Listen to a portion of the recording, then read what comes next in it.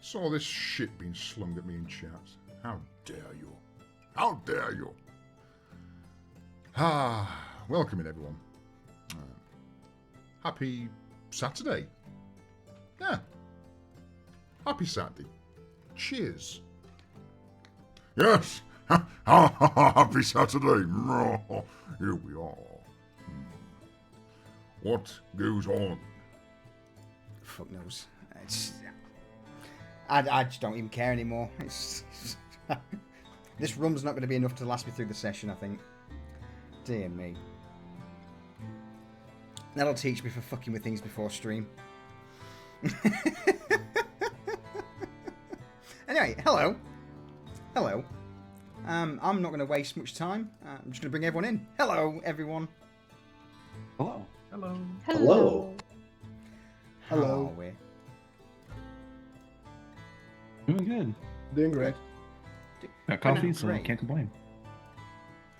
Alright, just going to tweak with the audio just briefly because I've fucked with shit since last time.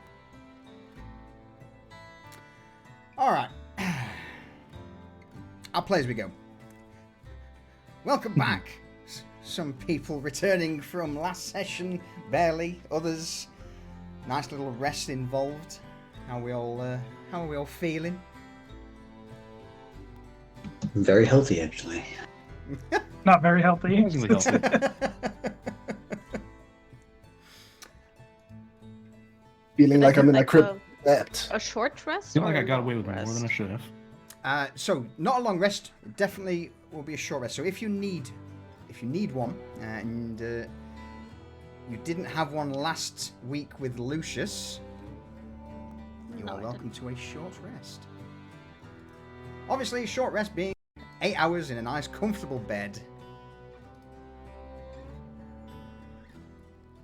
Awesome.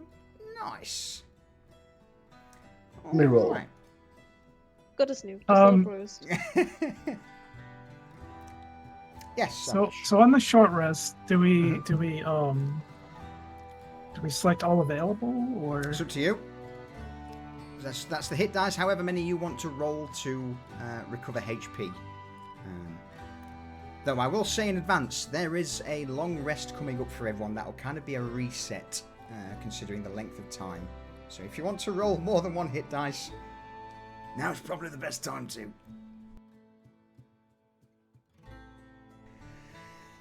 Oh, so while you guys doing that, I will do a very brief recap on what happened last session on Chronicles.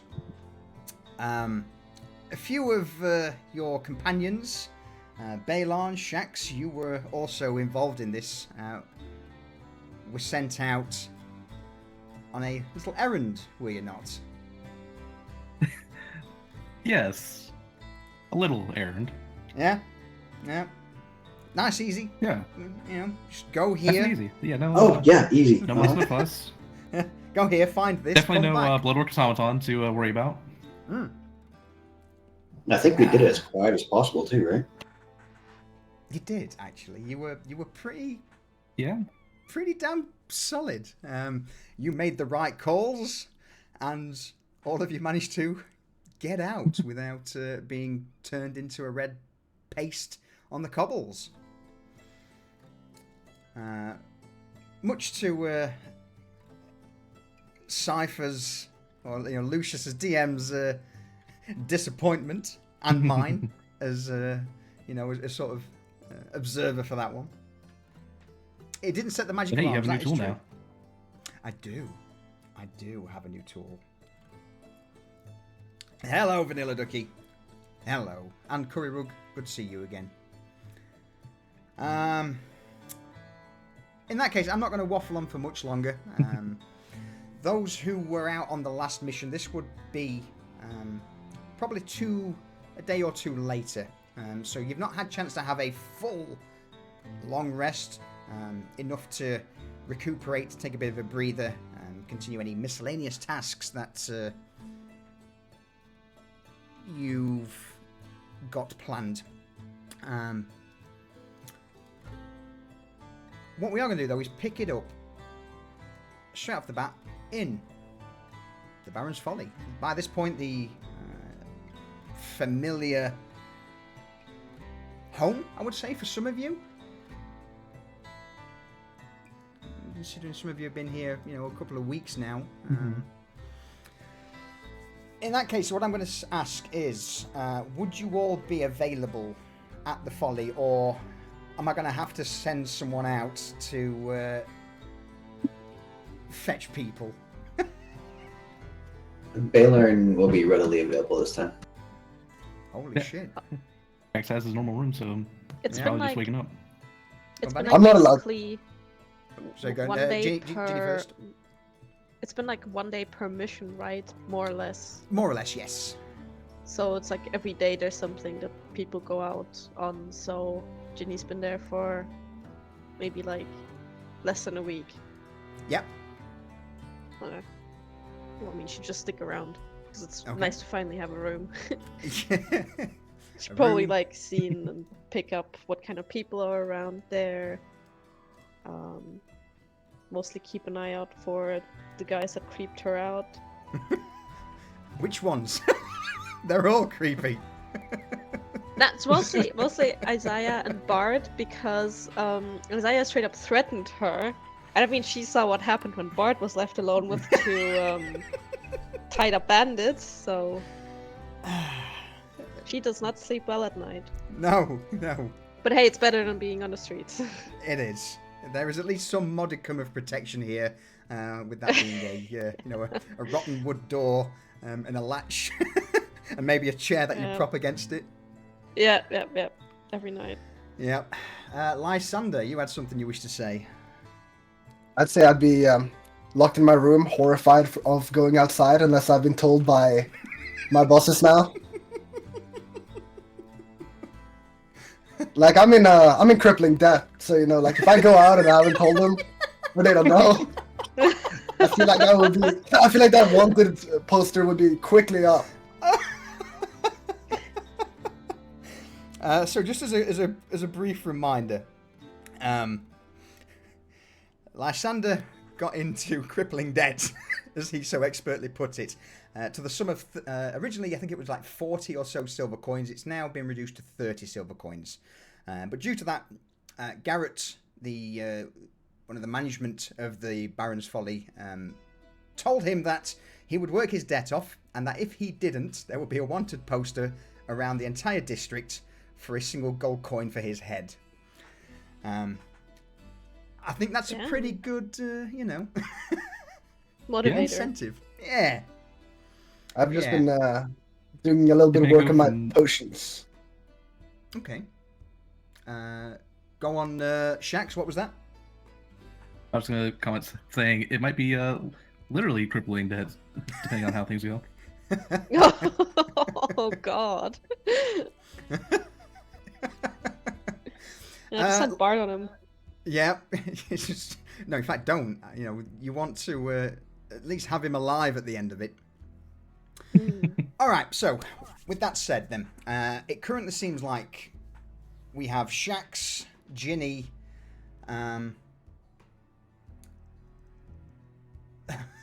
Avlesh. What about you? He would have hung around either waiting to rest and do odd jobs around there, or if there is anywhere to catch a bath, he would try and catch a bath and So maybe hang on.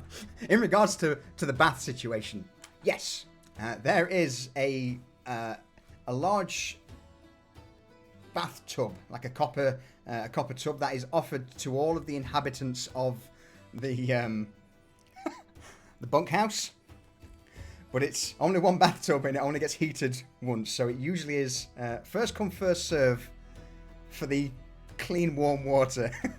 the longer where you leave it, the more foul it tends to get. you know what? As long as it's not like sewage, he'd be good with it. Yeah. Perfect. Probably look a little bit more human and less, stray dog. Yeah. You wouldn't want to bathe after Chud then. Hey, No. saying that, Chud's been probably in the bath every day. he probably comes out smelling the roses at this point. I don't know. He gets some meat sweats easily. Okay, so I'm going to say Ginny, Shax, and Avlesh, you guys are in the folly. Sat down at your usual tables, either drink in hand or waiting for breakfast to be served. Probably at this point, Balon, you two would either, I wouldn't say come through the front door because it's early hours, the front door's locked, so you make your way around the side alley, pop into the kitchen. Roll me a perception check. Smell. Oh boy.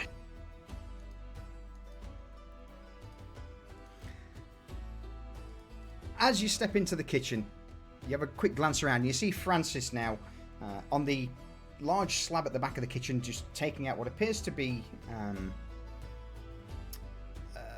flatbreads or tortillas. It's just got the usual smell of roast meat in the kitchen, and as you begin to make your way through, he casts a glance over. Yeah. Nearly done. Go into the bar and I'll make sure I'll give you something to eat. Yeah. Make sure one is nice and warm for me, would you? Don't you worry, man. It's going to be red hot. Turns back, hunched over, goes back to grabbing a few stewed root vegetables to plop into the into the tortilla. And then he turns his attention towards the open fire. At this point, you've already made your way into the folly proper, where you would see the rest of the crew, along with Falco. Falco, as per the norm, sat at his table going through the ledgers for the day. Here's you approach.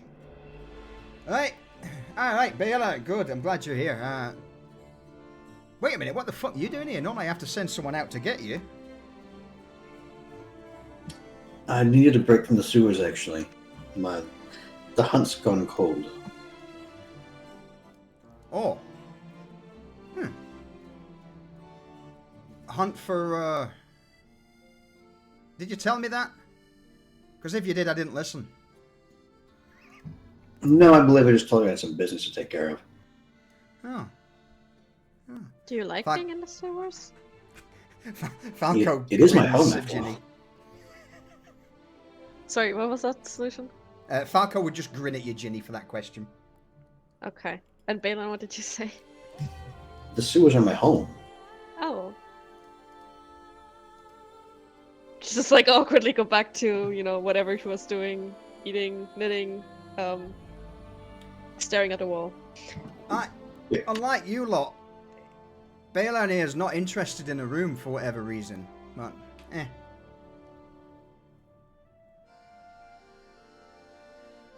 I have my own room. I make my own safety.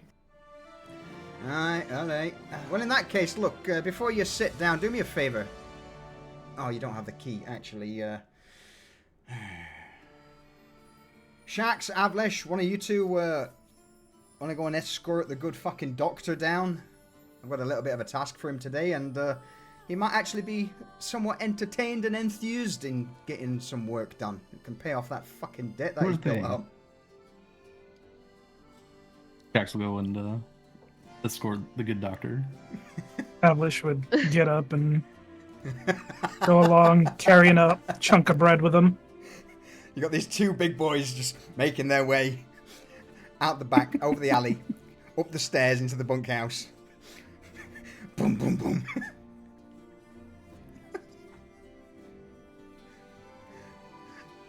That's Andrew. Son. You awake? Huh? What? Got a job for you. We're coming in. How much is Better it be paying? decent. Doesn't matter. Will it go down or will it go up? That's all I need to know. Work. Get up. Good I'm enough. just gonna barge in, or I'm just gonna unlock the door and walk in. So in that case, Lysander, as Shax is barging his way into your room, what does he see? What does your room currently look like? Well, considering he's been completely bored of being locked in, he just see a bunch of failed potions and a lot of liquid all around, like on the floor. You see like a pretty dirty bed, and Lysander's just laying in it with like a hat covering his face a little bit. He definitely looks a little bit insane, but you know, that's really it. That's all you see. Is he at least What you would clothed? expect from Oh, someone yeah, who I am was fully locked clothed. up for. Oh, and on the wall next to the bed, there's like scratched into it 30, like just the number 30 is scratched into the wall.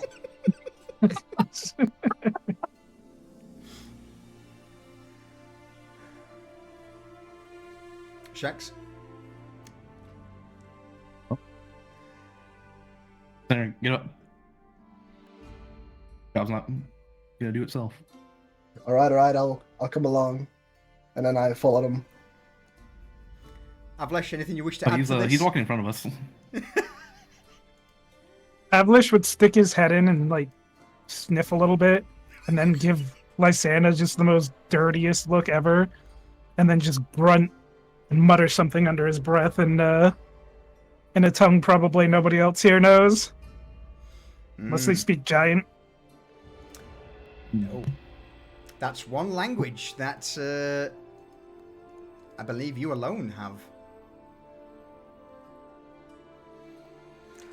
Alright, so with Lysander being at the head of the trio, making your way back down to the folly, you've got Shax, flanked by Shax and Avlesh. You step back into the folly where you would find Francis now placing some plates in front of Balon and Ginny. It can only be described. Thank you, Francis. Freshly got this morning, so it should be nice and juicy for you. Yeah. Roast rat on in bread, wrapped up. Bit of vegetable. Mushroom. I like mushrooms. So yeah, basically you've been given roasted rat with vegetables, or root vegetables at least, that have been stewed, mushrooms on top, wrapped up in almost like a rat taco or a rat burrito. Food, Are these food. special mushrooms by any chance, or just regular mushrooms? No, I know, I found them in the salad, and I'll give them a go. Can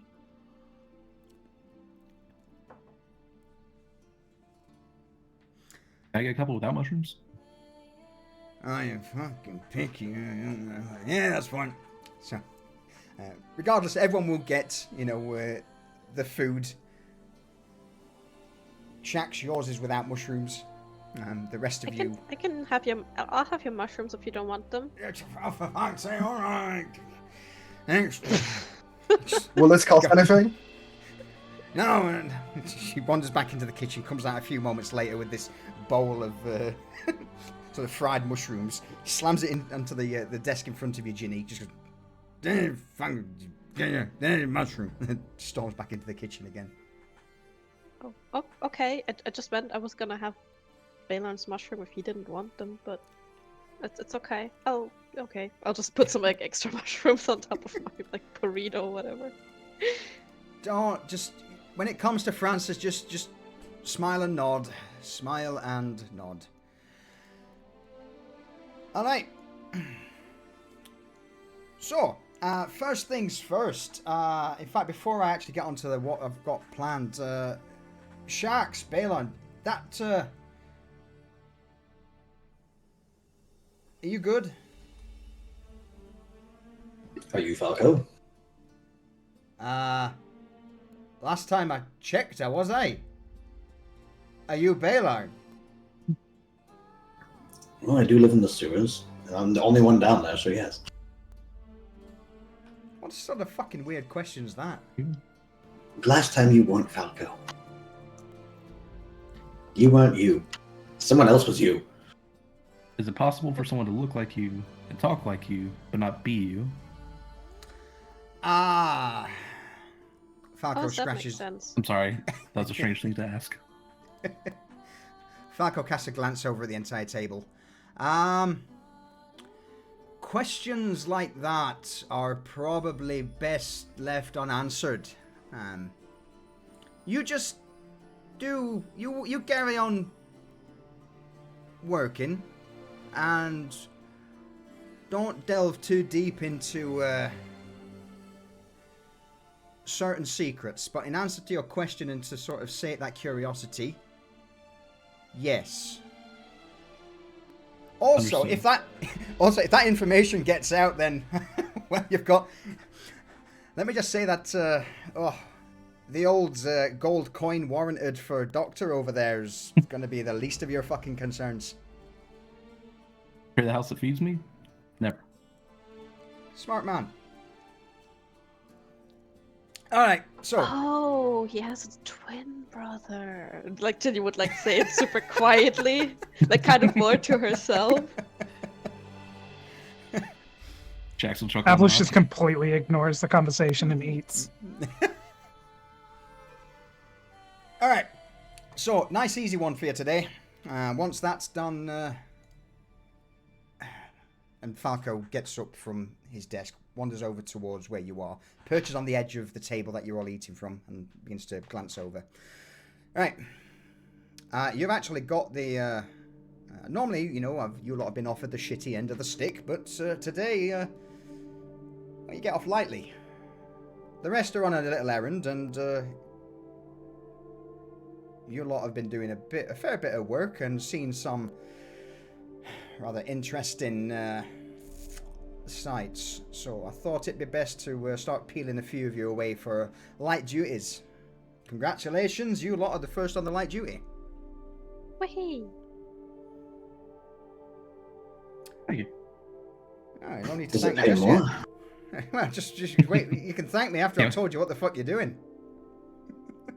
So, Market Row.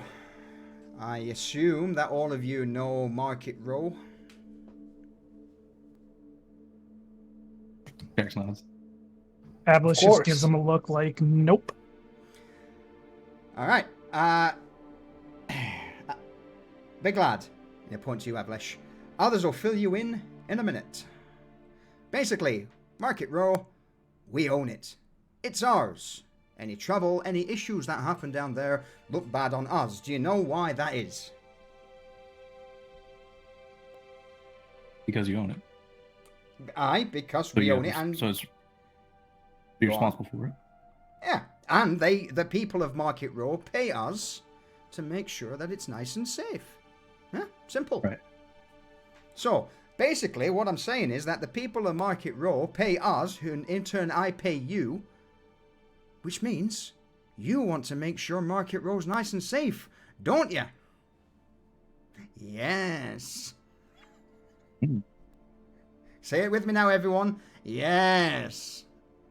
Yes. Yes. Yes. Yes. Good, perfect. Right, so here's the deal. You can spend the day patrolling Market Row. Dip down some alleys, make sure there's no trouble, no problems, no issues. And if there is, you make those problems go away. Now, obviously, I would appreciate if there has to be a body count, make sure it's, you know, Keep it low. if as low as possible, or if As not, low as you know, possible. Or non-existent. non-existent, you know, dump it somewhere if need be. But so yeah, hearts and minds. That's all I'm asking you Right. to do. People don't like it when Yes, their friends sir. disappear.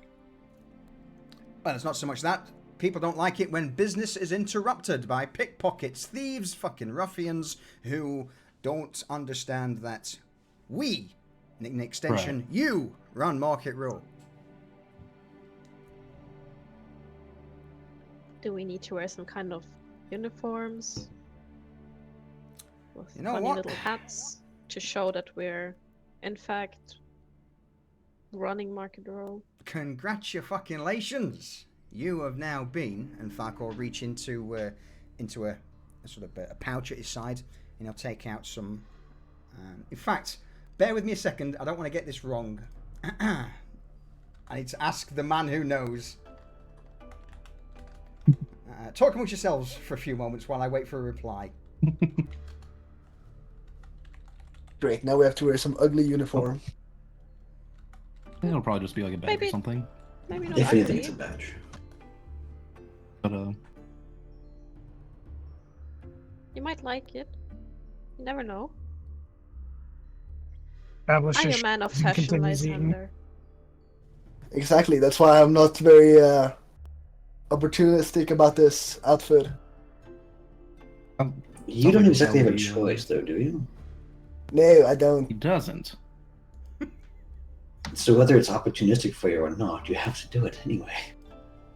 It looks better if we avoid having to actually fight, because that'll probably lead to bodies, which is a problem. Mm-hmm. Again, body's not and so much an interrupted issue. business, which is a bigger problem. Body's not a problem as long as you get rid of the fuckers. And with that, Falco will produce several strips of cloths, either as armbands or waist sashes, and they're like the top half's like a white fabric, like linen, with the bottom half of it stained blue. So basically, it's a half white, half blue sash or armband, and he begins to hand each and every one of you this identifying cloth. All right. Balin's So going to ties wrap on it on his- his right arm.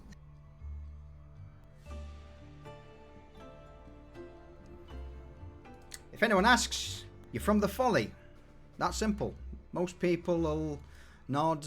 A few of the upstarts may try and bullshit a little bit, but again, give them a bit of a swift kick in, and I'm sure they'll see sense. Right? Mm-hmm. Sounds good. Any questions? Oh, also, for your troubles, Falco will take 5 silver coins and put it in everyone's hand, apart from Lysander. Of course. Oh, thank Is you. payment up front. I guess you get to mark yours down to 25. Aye, payment up front.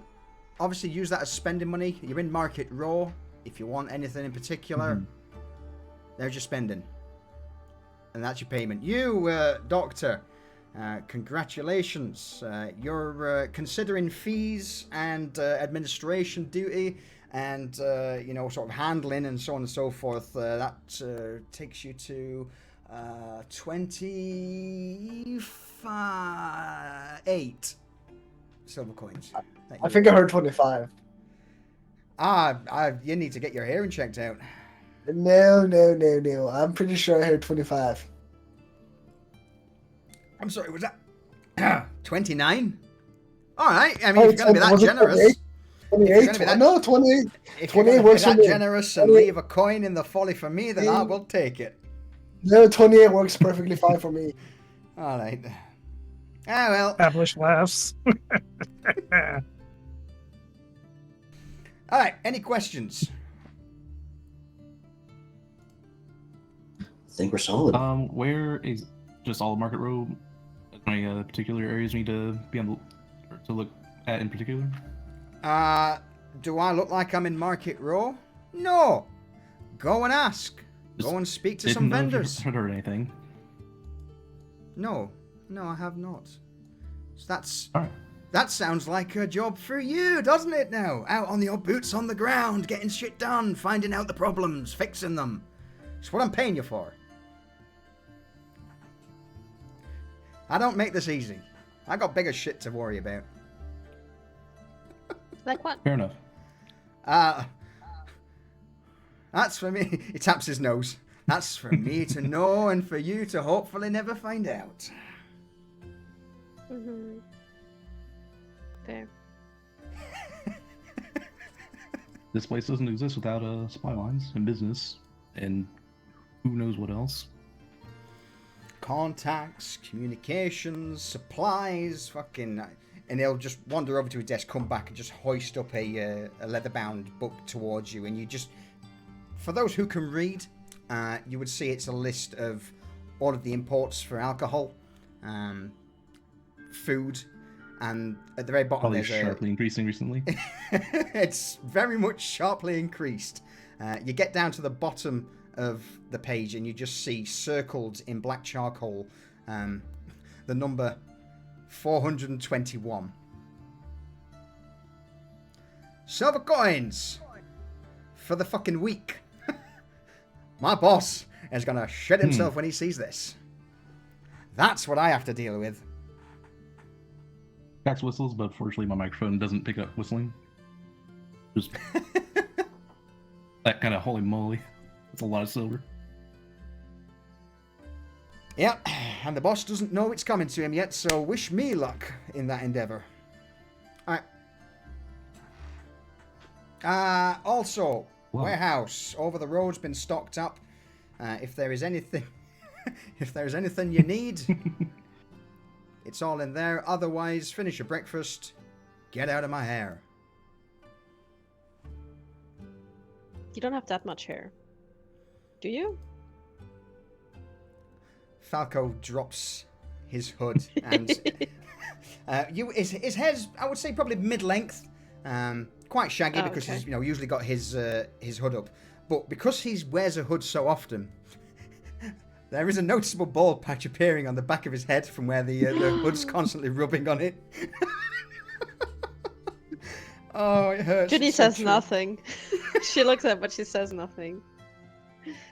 Balin's gonna pipe up. He's gonna say, "Is your hair running from your head to your chin?" Fuck off. Baldy.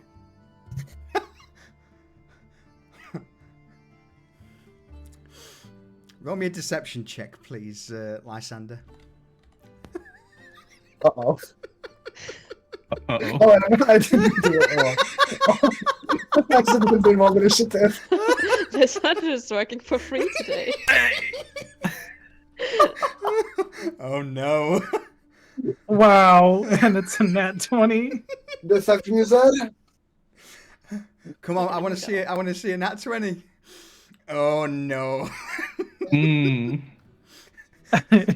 As Falco's walking away, he stops, turns around, looks over you, Lysander. Oh, what? You're doing this job for free? Oh, what a generous, generous fucking offer, my friend. Oh, the Folly thanks you immensely for your hard work and dedication to the fucking cause. My laugh, like my smile from watching like the bald spot, it goes from like that to like a frown. As soon as I like regret all my decisions. Oh, hey, look, you lot could take a leaf out of the doctor's book, working for free. In fact, hark, is that... You want to offer me a silver coin as well, Doctor? You shouldn't have. Oh, well, thank you. I'll take it when you get back from your little endeavour out in Market Row. And with that, you just see Falco just give you a one-finger salute.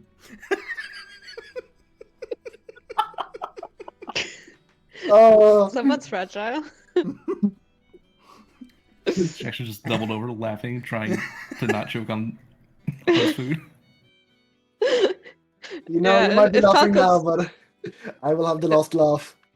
Go on, If Ginny. Falco's like out of the room or just Yeah, out of he's- earshot, like she'd gonna storm off. fucking lose it as well. Alice is just gonna shake his fucking head, point his hunk of bread at Lysander, and go, "If you keep talking, they will make you shut up." Balin's gonna kind of make a counterpoint to Avlash, and he's gonna just say, Doctor, I think one day you might actually own this joint.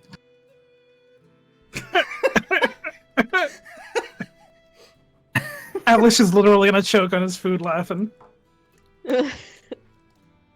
Oh, I'm just staying quiet.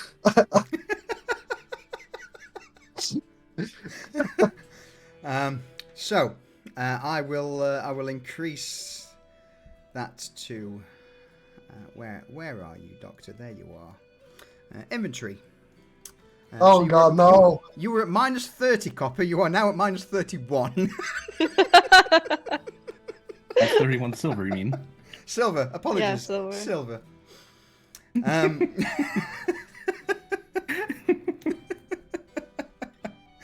Oh dear. All right. So with Farquhar out the room, you know, the only way in and out of the folly at the minute is through the kitchen, which is usually guarded by one of three gentlemen. So you've not got to worry about leaving it empty. But if there is anything that you wish to grab from the storehouse, now's probably the time to do it. Baylor's gonna grab some arrows if they're available. All right. That's gonna look for a crossbow. Okay, crossbow. I would imagine bolts, arrows. Yes. Lysander, is there anything in particular you want? I was kind of curious about how I make potions. That, good sir, is something you do on your downtime on a short rest or a long rest. Okay. You can basically take one of your spells and use put it in a potion. But there is some downsides to it. We'll have a chat at the end of the stream if you've got the time. Or again, Yeah, that's fine. We'll grab some Then time back. I'll grab a bottle of beer, and that's it. Okay, so bottle of ale for the doctor. Thanks, Patrick. Hang on, Shax, 2 seconds. Next up, Avlesh, is there anything particular you want? If there's any like wooden stakes that he had before for like the javelins, he would probably Yep. snag those. Okay. And last but not least, Ginny, is there anything in particular that you think you want or need? No, she's good. Okay. In that case then, Avlesh, roll me a d10. Shax, roll me a d10 and a twist of fate, please. And last but not least, Yeah, how do- A twist of fate. yep. In the chat box at the Forward bottom right, control, put 1d10. /R space 1d10. Ah. And a twist of fate. Oh no. Okay. No, it's not too bad. And then last but not least, Baylon, roll me a d20, please. All right. So with that, as you all make your way out, Lysander, in fact, you know what, Lysander, roll. I'm gonna be nice to you. Roll me a twist of fate. Right. The yin yang symbol at the bottom right. I need to select the token first. It says. Let me do that.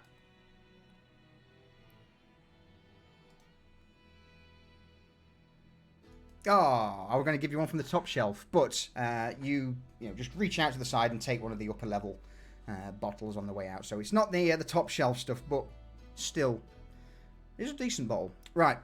With that, Avlesh, I'm sorry, you only get one more javelin, so you're up to 5 now. Baylern, you get 15 arrows. And Shax, you start looking for a hand crossbow, but there aren't any. The hand crossbows are currently all out of stock, but there is a single light, somewhat larger light crossbow tucked away on one of the shelves with 5 bolts next to it. That works. So Need an option for if I can't get in range to punch something. that's fair.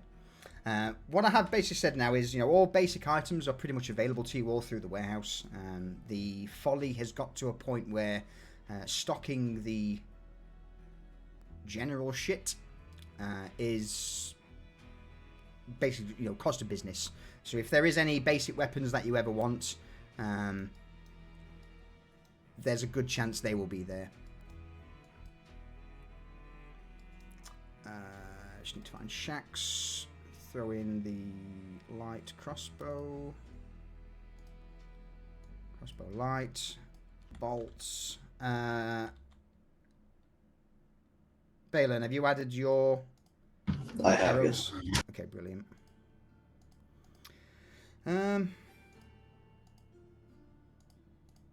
Okay. Apologies while I just quickly finish this off. There we are. Done. Okay. So, in that case then, If there's nothing further, you all begin to make your way out into lower streets. It's early morning. You would notice the vast majority of people currently moving through would be peddlers, merchants, traders, vendors, all on their way to Market Row to set up their stalls for the day.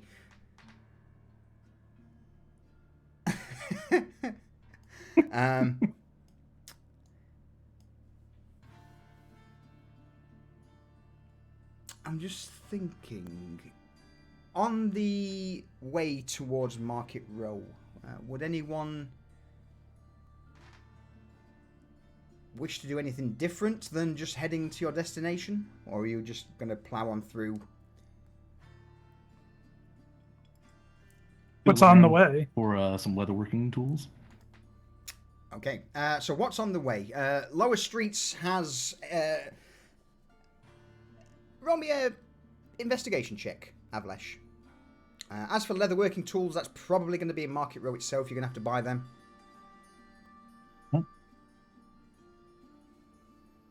A 9. So, I will let you. What is there anything in particular you're looking for, Avlesh? If not, I can just give you a general overview of what may be here. So he's just kind of look around as they go, maybe pay some attention. Probably not going to be any big shops this way. No, those are probably all on Market Row. So anything of that's noteworthy, I guess, or stands out, statues or particular signs or something like that. The main thing that you would probably notice that stands out from the norm, yes, there are shops, but most of them are just people who are sat by the the edge of the alleys, the edge of the street, selling various knickknacks. The main thing that you'll probably notice is that very occasionally you would see a sort of beige-robed individual, a woman with a red hood, with a creepily large smile plastered on their features, and these seem to go around to the various beggars and orphans and vagrants in the streets, offering them food, water, and seemingly trying to uplift people's spirits. As for statues, apart from the... as you begin to get closer to Market Row, there is a large statue of what appears to be a knight with a sword drawn pointing northeast towards the city proper.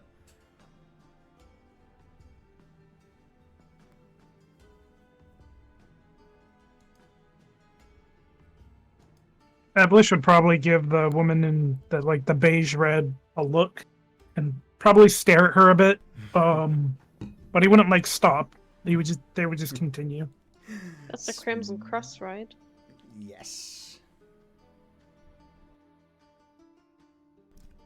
Yes. The Crimson Cross are... Oh, so gone? I turn to Avalosh and just go yeah, I find them creepy too. He would just kind of shrug and explain he doesn't really know who they are. He doesn't really know anything about the city, surprisingly. Oh, well, I've seen them, pick up the dead on, a big wagon to burn them, I assume. And they do it so happily, it's very uncanny. Carrying crows. But what was that, they're not making problems. I'm not going to make a problem for them. Something feels wrong about them, but they're not making problems. Best we don't make a problem for them.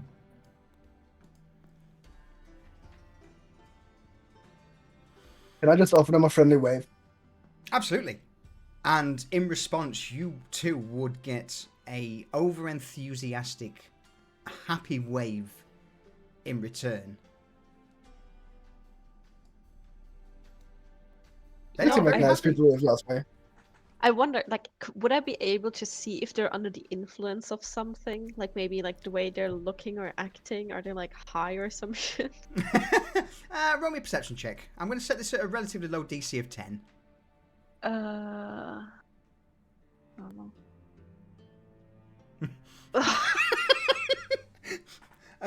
God. You're not sure. They could be high on life or they could think be my high on passive substance. Yeah, my past perception is better than this, I'm pretty sure. Were they carrying anything at the moment? No, so it just seems to be a lone woman with a hand cart. And on this hand cart, there's a large metal pot of probably some form of gruel or low vegetable content stew, along with a not so much a pitcher, but another cauldron of boiled water. So she's just going around, offering people if they come to her with a bowl or a cup, she'll feed them and water them. Okay. A little bit of a silly question as well, but would they look poor or would they look rich somehow? They don't look rich. The Crimson Cross have, I would say, very drab. It's just a standard, basic linen white dress, then with a red dyed linen sort of hood or cowl over their heads. So yeah, while they look poor, but it's not like dirty poor. They are clean, but it's basic. I see. Then Lysander kind of after the wave, he just continues to follow the rest, ignoring the lady. Good choice, because at some point you guys are going to be subjected to the happy healer. when she wants to make an appearance. Okay. With that, I know it's a little bit early. We're like 55 minutes in. Do you want to call a very quick refill clock before we delve into a bit more of the meat of the session? Yeah, sure. Sure. Okay. In that case, I will call a very quick BRB to refill on the drinks and Safety P. Safety. I like. You know what? No. Hang on. That's what it means being a woman. Yeah. No, I'm gonna add that as a new command. We're gonna have Safety P. Alright, see you in a bit. I'm also gonna be right back. Ah, dear. Memes.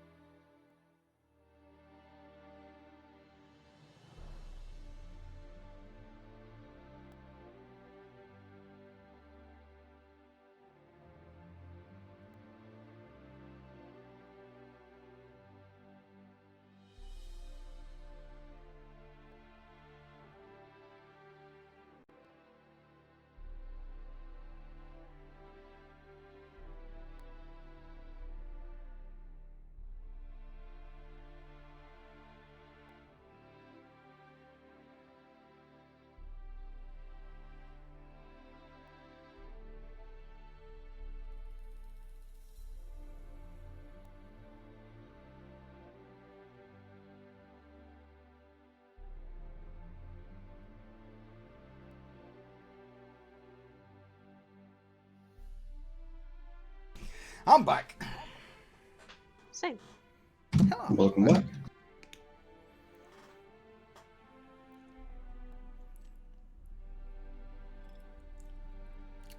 How are you today, Arius?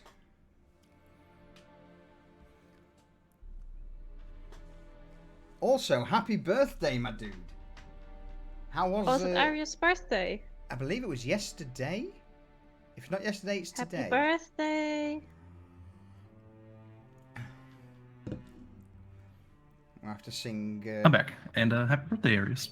Sing happy birthday as Francis. Happy birthday to you. Happy birthday to you. Happy birthday. I hope you like food.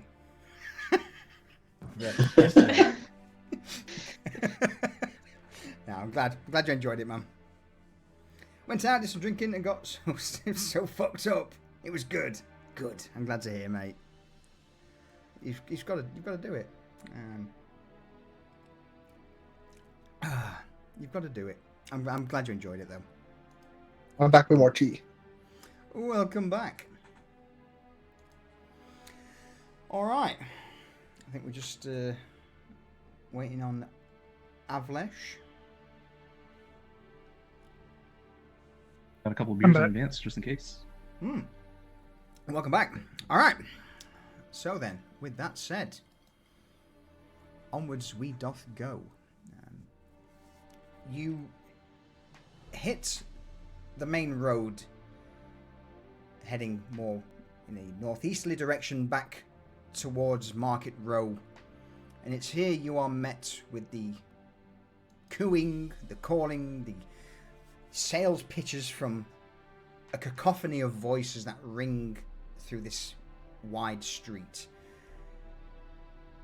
Even though you're still mixing in with the crowd of vendors and peddlers, others have been here for, hours before you. Their stalls already set up, hawking whatever wares that they've got. It's here you would see everything from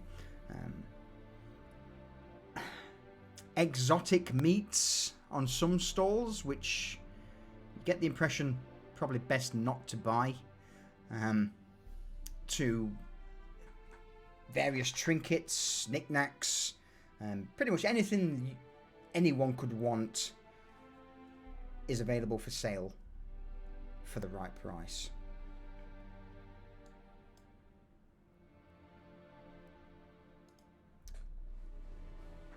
Market Row is pretty much, as stated, just one long, wide street that stretches from Lower Streets District all the way towards the Carnelian Gate, which is the entrance to the Commons District, which you can see through the slight drizzle. In fact, I can even tell you the exact distance, if you bear with me. Oh, have I got rid of...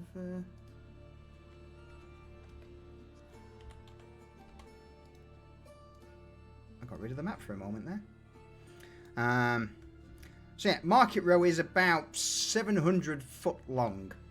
Quite the large street.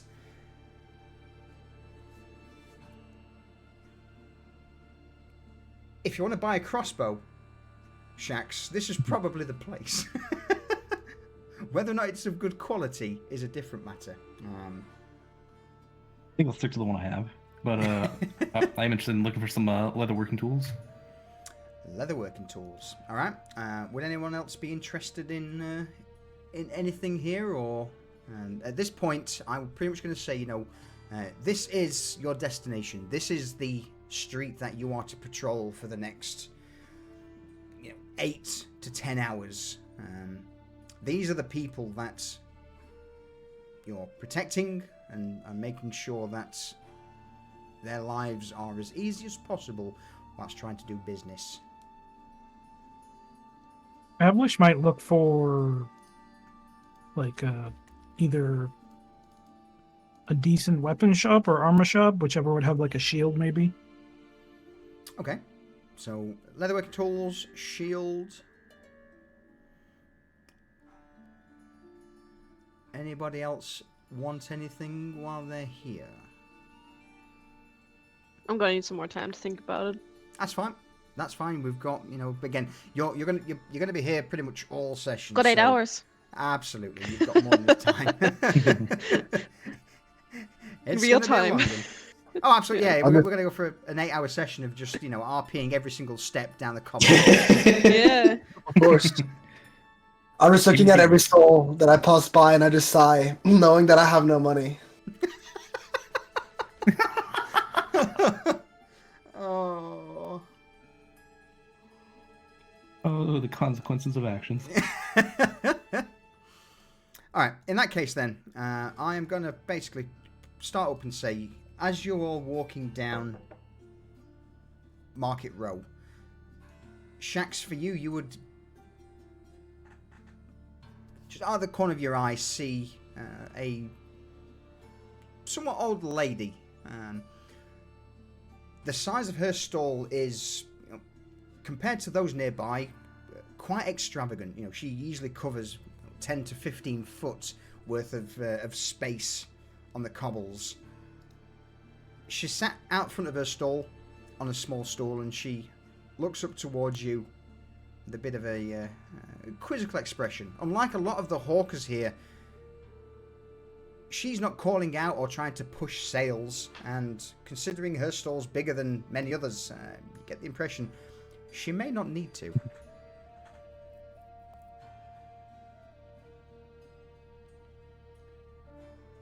X kind of smiles and soups a little bit and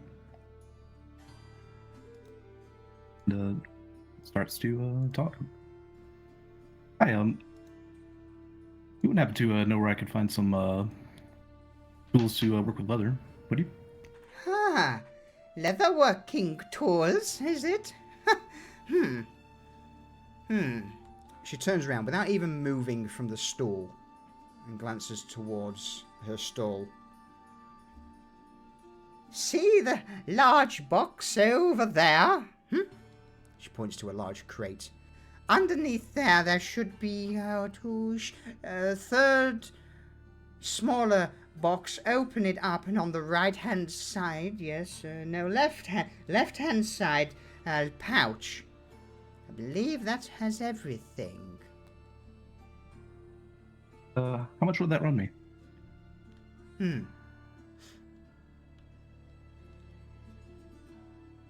She cradles her chin for a moment, looks over you, Shax. Well, bring it to me. Let me see the condition, and then we can haggle. Yes. Very well. He says with a smile and goes to retrieve the tools. All right. You roll me an investigation check. Investigation.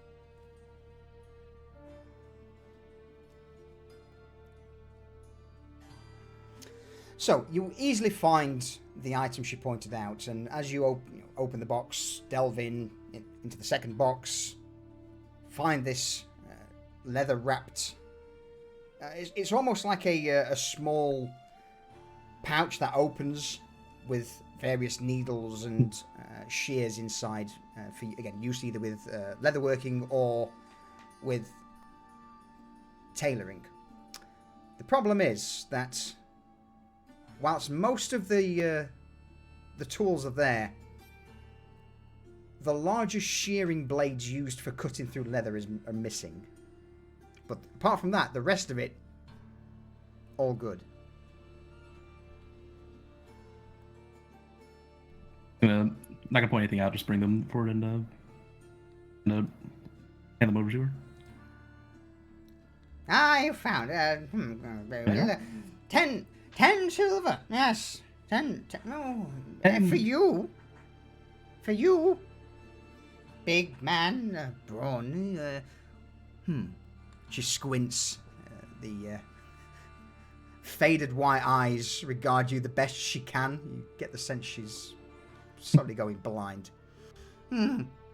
Big, strong man like you, 9 silver. Fine. This isn't even a full set of tools. There's several missing. All the ones to actually, cut leather. I see. So, it doesn't have everything. Very incomplete. Fourth box. And she starts motioning you to go towards another box and grab another item. All right. Yeah, I'll do in so. there. Yeah. There should be a large shears previously used for shearing sheep, but not been sheep here for many years. So I've heard. And, Put would shears. those shears actually be? Would those shears actually be? Or would Jax know if those shears are actually usable for leather?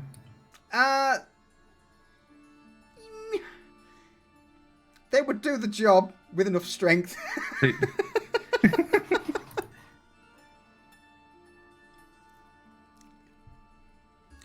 Bring shears. Jax is and strong, but put them yeah, in. he'll bring Put them them in. Yeah. And she's just sat there on this stool holding up this leather pouch full of leatherworking tools. Put them in. He does so. So, full kit with shears. And 11 silver. 11. This. It is now full, yes? He tried to charge me full price for an incomplete set of tools. Did I? Is anyone else with Shax at this point? Avalish is He did. probably standing by the doorway, just kind of like staring at the two of them, like. She'll wave a hand towards you, Avalish. Did I say it was full? For you over there? He said it would have the tools I needed. It had some, but not all. There were no Little lies lady. in what I said. Go on, But the lady did say the original package had all tools. Did not have all tools. Was not complete.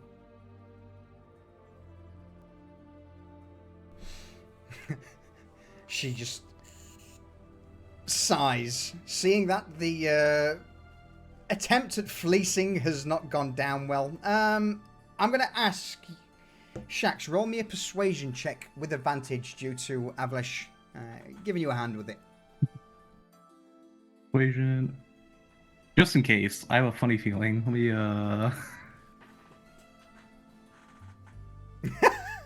let me All stack right. the deck a little bit. Need to spend a superiority die and roll that. Yep. So we're adding a 6. That's Plus good. 6. Yeah. And you said persuasion with advantage. Persuasion with advantage. And then that's And, plus 6 to the roll on the situational bonus. I did not see an entry field for it. So So that'd be 15. 15, that's fine.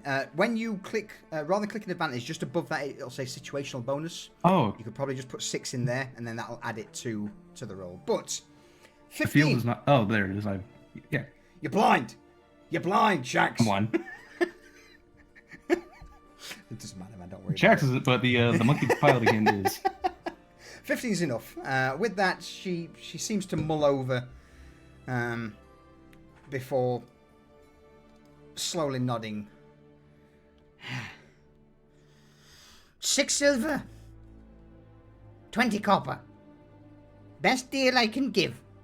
Otherwise, may as well throw it away or have it stolen like the rest. We do 4. Oh, 5. She just seems to spit this out with venom. A crooked Jack finger Sodson points says 5. towards you. 5.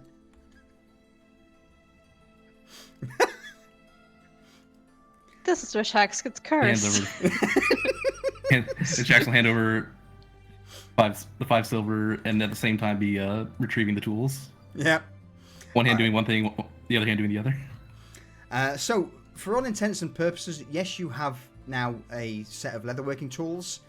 If you craft anything with them, though, I want to know the issues you had making it due to the subpar nature of what you've got. It might end up being part of his workout to cheer through the leather.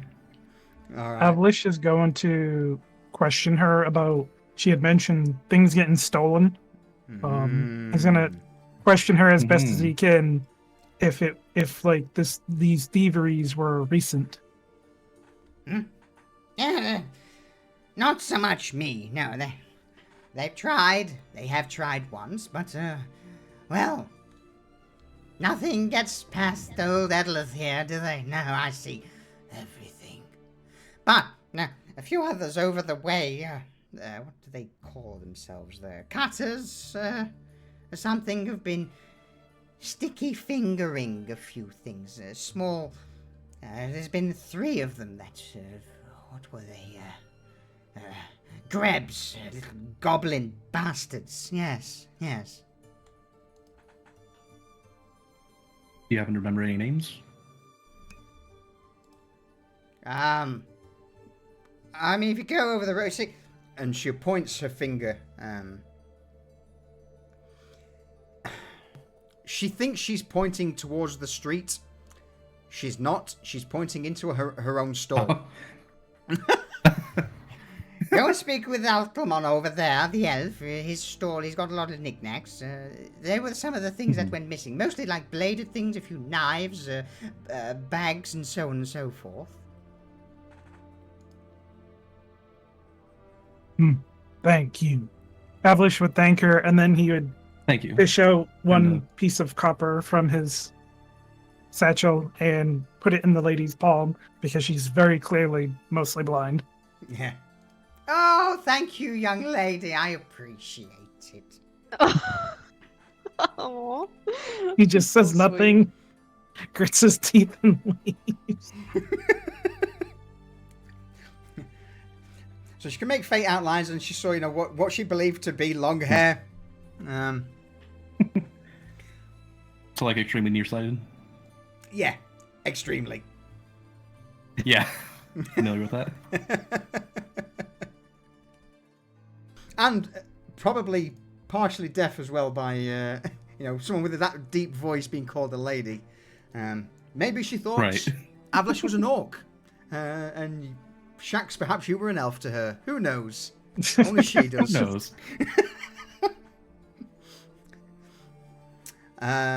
So before I dive on to carry on with you two, Balon, Lysander, Ginny, is there anything you guys wish to do, or would you have seen this conversation? Anything you wish to add?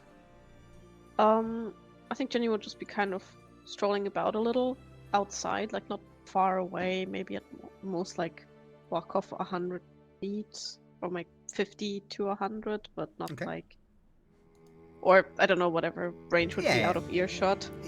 Okay. And kind of just have a look around, but not like looking for something specific. Okay. We're just checking out if there's anything funny going on. Roll me a perception check. Yes.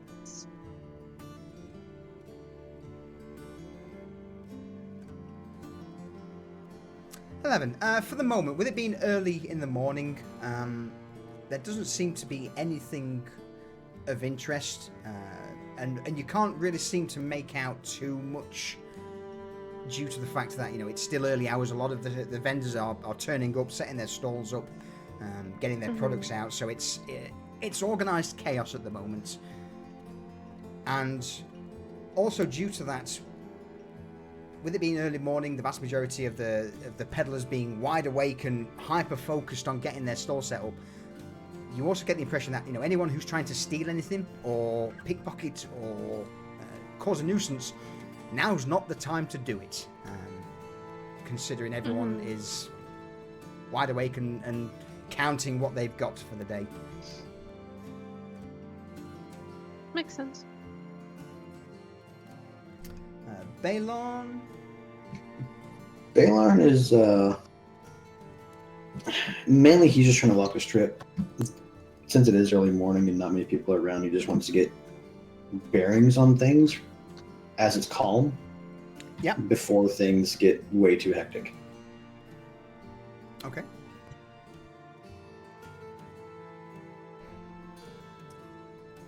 I would say that wouldn't really require a roll.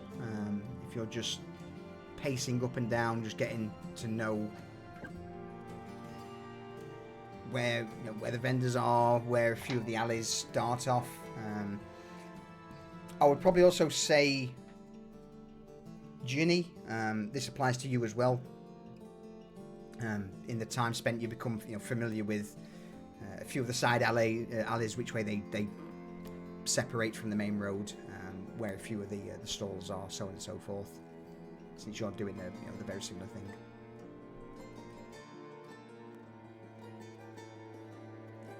All right, Lysander. I wouldn't have been in the area while they were talking with the lady. I would also be a bit outside, kind of just walking, checking the stalls. I wouldn't be too far either. Okay. But I don't know, I would just be kind of patrolling as well, frowning that I can't do anything and be bored. I would maybe try and stop at a merchant and see if I can get money from them, sell his ale. Then I grab No, fuck it. Let's give it a go. Let's give it a go. Let's see what happens. All right. You see a gentleman. In front of him are a few dull weapons, along with a couple of shields and various other miscellaneous items. And you glance over, look up at him, and he glares back at you with a bit of an arched brow. There's something I could do for you. You're staring awfully long there. I'm sorry, I was just impressed by your fine work and equipment here. Oh, you're full of shit. I feel like, You're full of shit. You are. This is all fucking tart. All of it. Look, I mean, you see him just... Roll me a perception check.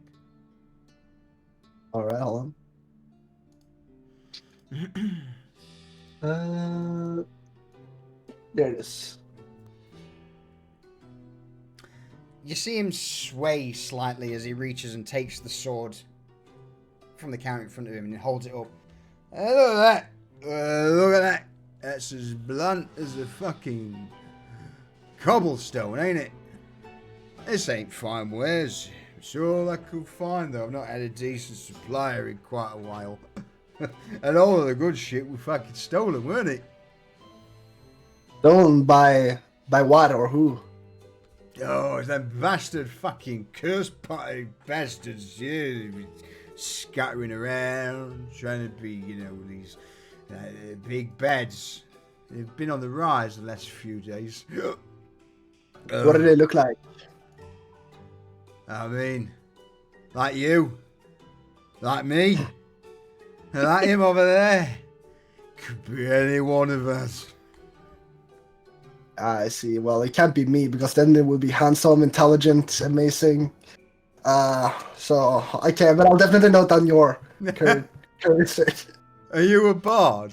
Sing me a fucking song. Sing me a song. I'm not a bard, I'm a doctor, sir. You're a fucking joker, mate. Jester. Hey, if you ever performing anywhere, you let me know, yeah? Do you know who I am? I am Lysander Crow the Great. I'm one of the grandest doctors within the city, pal. He turns around to the store. Hey, it's fucking, we got a proper jester. You'll just hear from... So go on, Jenny. Sorry.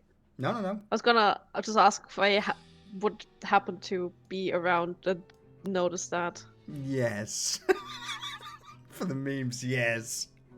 I would walk over to Lysander while the guy's talking to his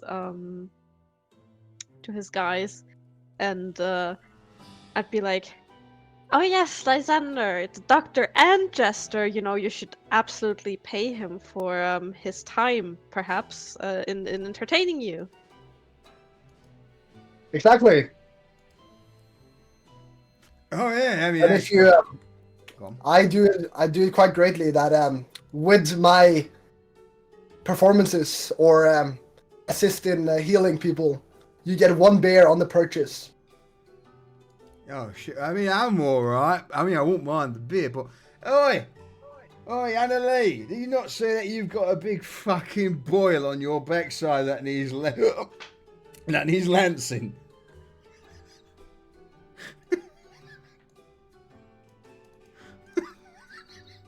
I just look at it and oh, sorry, buddy. Good luck. And I leave again. Well, I'm sure I can help with that. I'd say with a smile. Oh no! Of course, for a price, but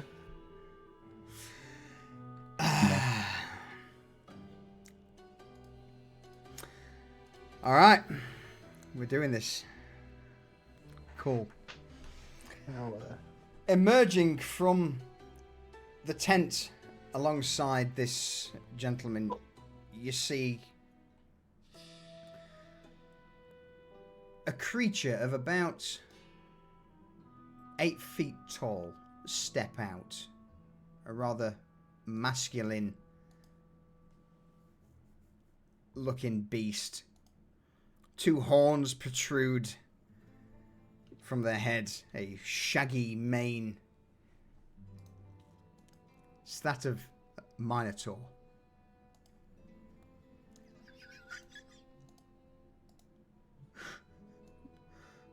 Yeah. hello there, friend. Oh, friend, is it? Hey, I hear you're some great doctor. Is that what I'm hearing? I am. Oh, good. How much do you charge for slancing a boil? For Samson a boil? Lancing I a would say- boil. Oh, my bad. I had misheard. Well, I think. Can I take a look at how bad it is before I decide a price? For the sake of both you guys and chat, roll me a Constitution saving throw, please, Lysander. Hey.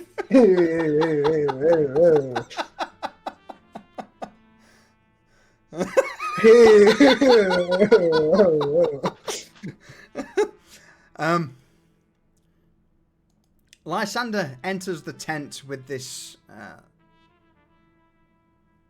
somewhat feminine sounding but incredibly masculine looking Minotaur and emerges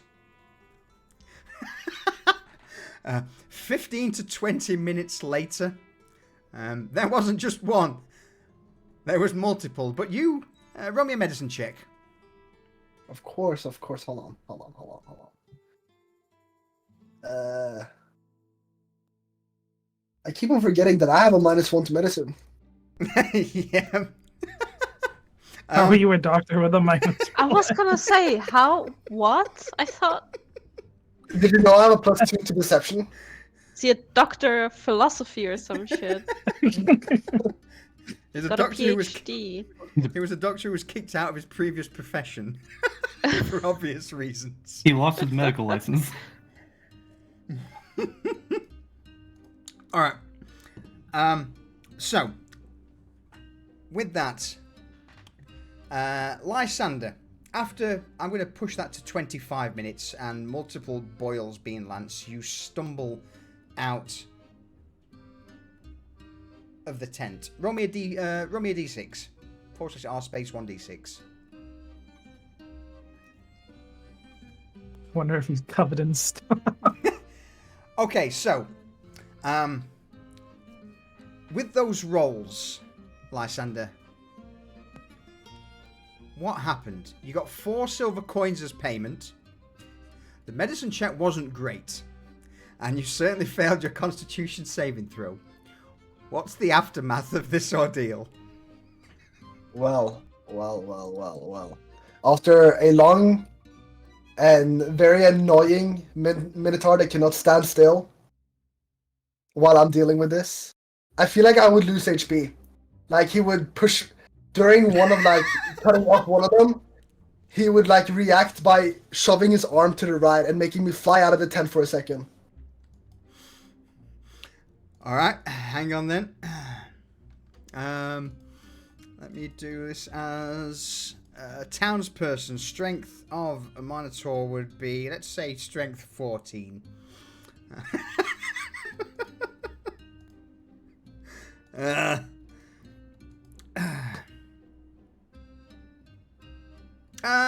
Eight. I mean, you're getting hit, so I'm not going to worry about getting of you. You know, whether it hits you. Yeah, 3 points of damage. I'm fine with that. I don't know how to change my HP in this situation, so without my little character guy. So I'll Could you sort really it. do it? Yeah, I'll do that Thank for you. you. But yeah, when that happened, I would like lose my consciousness for like a second, but I would get back up and get back in there as I am desperate for money. And getting punched by Minotaur is more worth than getting killed by Garrett.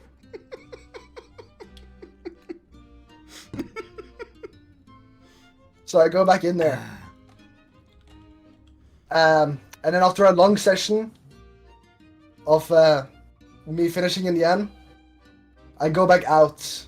And when I get paid 4 silver, I want to try and persuade them that I also need my medical expenses paid for due to the sudden attack by the Minotaur.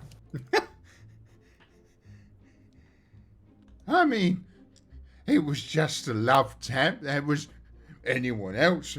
Are you really that fragile? I'm a doctor, not a warrior, sir. That's mom to you, you piece of shit. I'm a doctor, not a warrior, man. Better. But, oh, that feels... She wiggles around a bit on the street. That feels better. Run me a persuasion check. Alright, hold on. Where's persuasion here?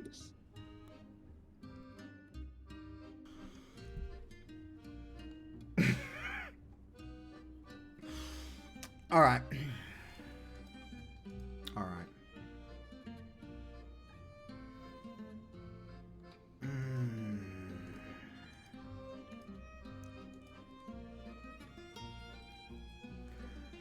Well, look, since you're so polite and you have actually been a bit of a doctor, I'm not going to give you any coin. But, take this. It might come in use to you. One of me goods. And with that, she's going to hand you a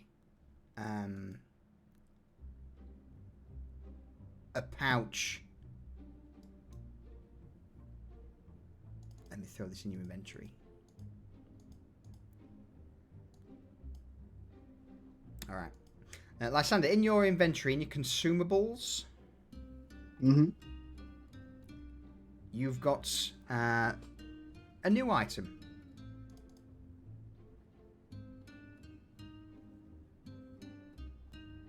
Oh, fancy.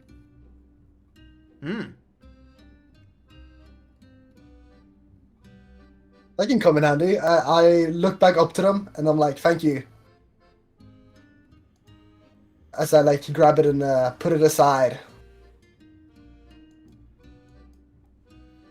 It might prove useful in the future. Who knows? Anyway, I can finally sit down, so thank you, Doctor. I see you're part of the follet. And the Minotaur motions to the... where's your identifier at the moment? Is it on your arm or around your waist? It's around my arm. Okay. Oh, I see you're, well... And she'll reach out and tap you on the head. You carry on keeping us safe, yes? Of course, that is my job as the great doctor of this guard unit.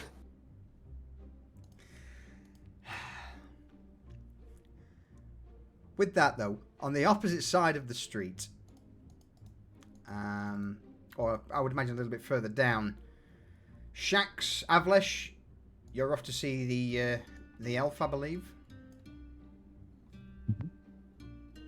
Yep, Ablish would be off to see the elf if Shax is gonna follow him.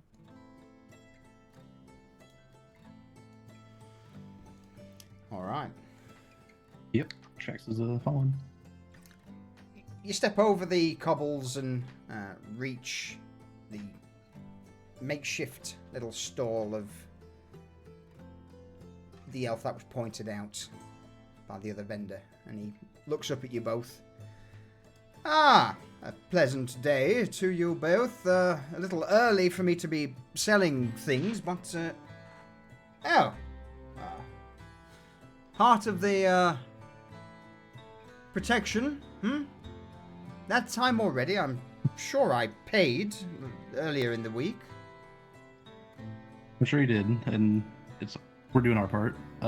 We heard something about some thieves going around. Oh, so you're not here to squeeze a few more coin out of me? Oh, I takes care of the We market. did. No, don't you trouble yourself. Sorry, yes. Thieves, yes.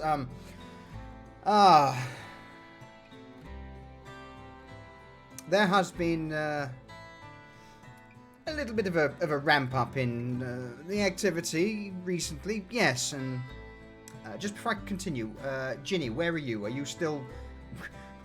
Bear in mind, it was 20 minutes ago that he was lancing boils on the back of a cow. Have you moved on? I probably would have kind of just made sure that, you know, like you walked into a tent with a Minotaur lady, that he was gonna come out of it again in one piece. And yeah, once I see him come out, I'd like start strolling about again. I don't know, just somewhere between where everyone is, so like not far away. I don't know, depending on where everyone is. Sure, within earshot of Shax and Avlesh, or away? Yeah, like basically kind of, you know, if you imagine like one group's maybe like on one end of the street or on one side of the street, and the other one's a bit further down, like kind of in between those two, just to see, keep an eye on everyone, see what everyone's up to. Okay. Balon, I'd ask you the same question. Are you with Avlesh and Shax at this point, or are you staying off to the side? I believe he would have walked back by now. So he would be with the group. Okay. So with that said then, for those who would care, you would probably see Lysander making his way up towards you all. But with that, the elf looks towards Shax and Avlesh. The purse cutters. Believe it was someone associated with them have been causing a few issues for the last few days up and down the streets.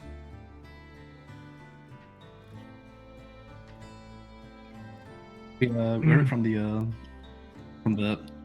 lady over there, and he's gonna gesture towards the lady you just negotiated with.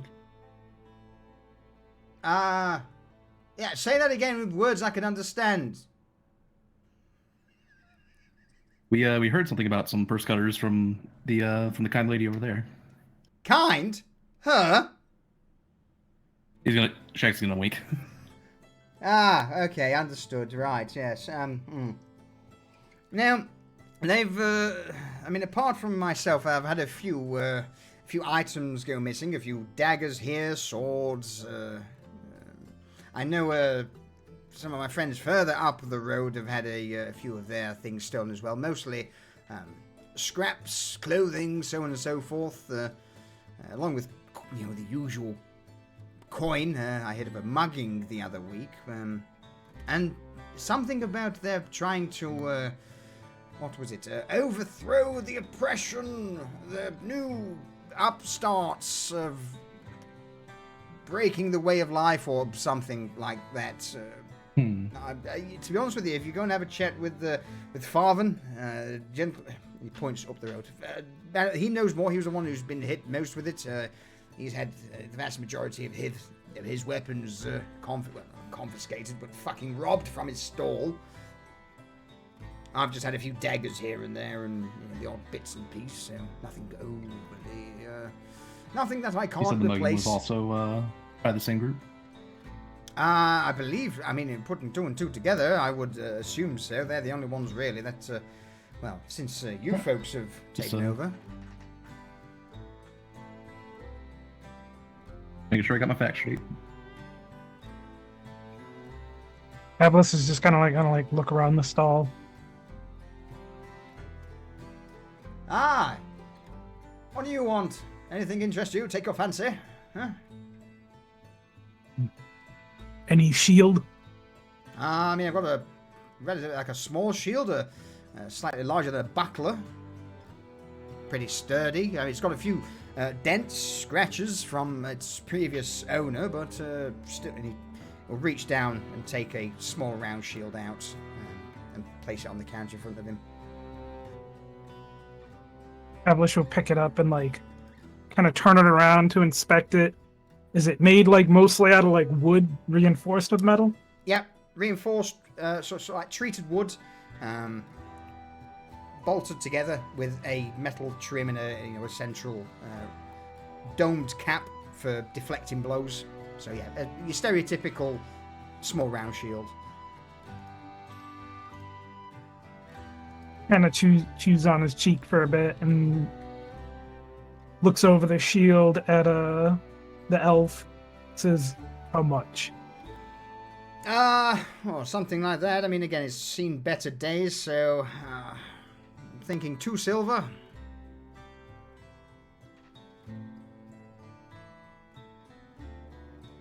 He thinks about it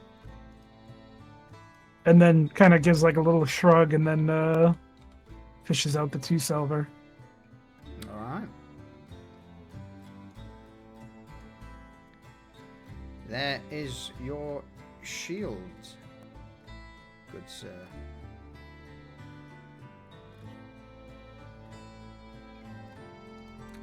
I will unequip the barrel lid because that was only 1 AC. And get rid of that. And there you are, shield done. He takes the 2 silver in hand, pockets it, and just motions for you to take the shield. There you are. Does it come with a sling, like a leather strap on it at all, or no? Okay. With it being second hand, it's scuffed. It's got a dent in the central dome, but apart from that, for all intents and purposes, it's sturdy. All right. He just slings it over his shoulder, nods at him, and looks at Shax and motions to the doorway. I can continue their investigation on these purse cutters. Axel turns and before leaving, he'll say, "Well, we're gonna keep asking around and see if we can't track down these purse cutters, and maybe even see if your goods are still around."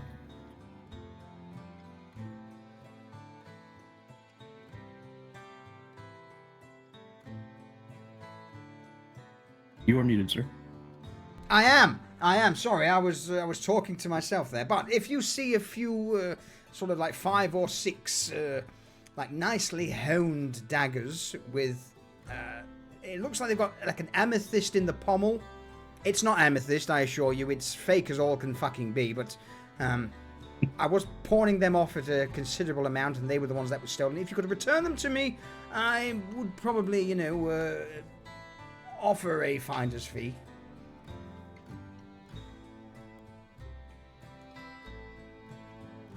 Will do. I'll keep an eye out. And then Shax's turn fully to leave the shop. All right. So what I'm going to ask from here is I'm going to need... Don't roll it just yet. I'm going to need a persuasion roll, an investigation roll, and a perception roll. So that's 3 rolls. Obviously, if anyone wishes to assist in those rolls, that will give advantage to whoever makes said roll. So amongst yourselves, I need a persuasion, an investigation, and a perception. And what's the context? Is it like just So- in general about the day, or Yep, this is in regards to you delving through Market Row for the next sort of hour or so, Mhm. investigating the the various traders and peddlers to see what they know, for what information they have, and potentially where things may be, or any interesting events that occur.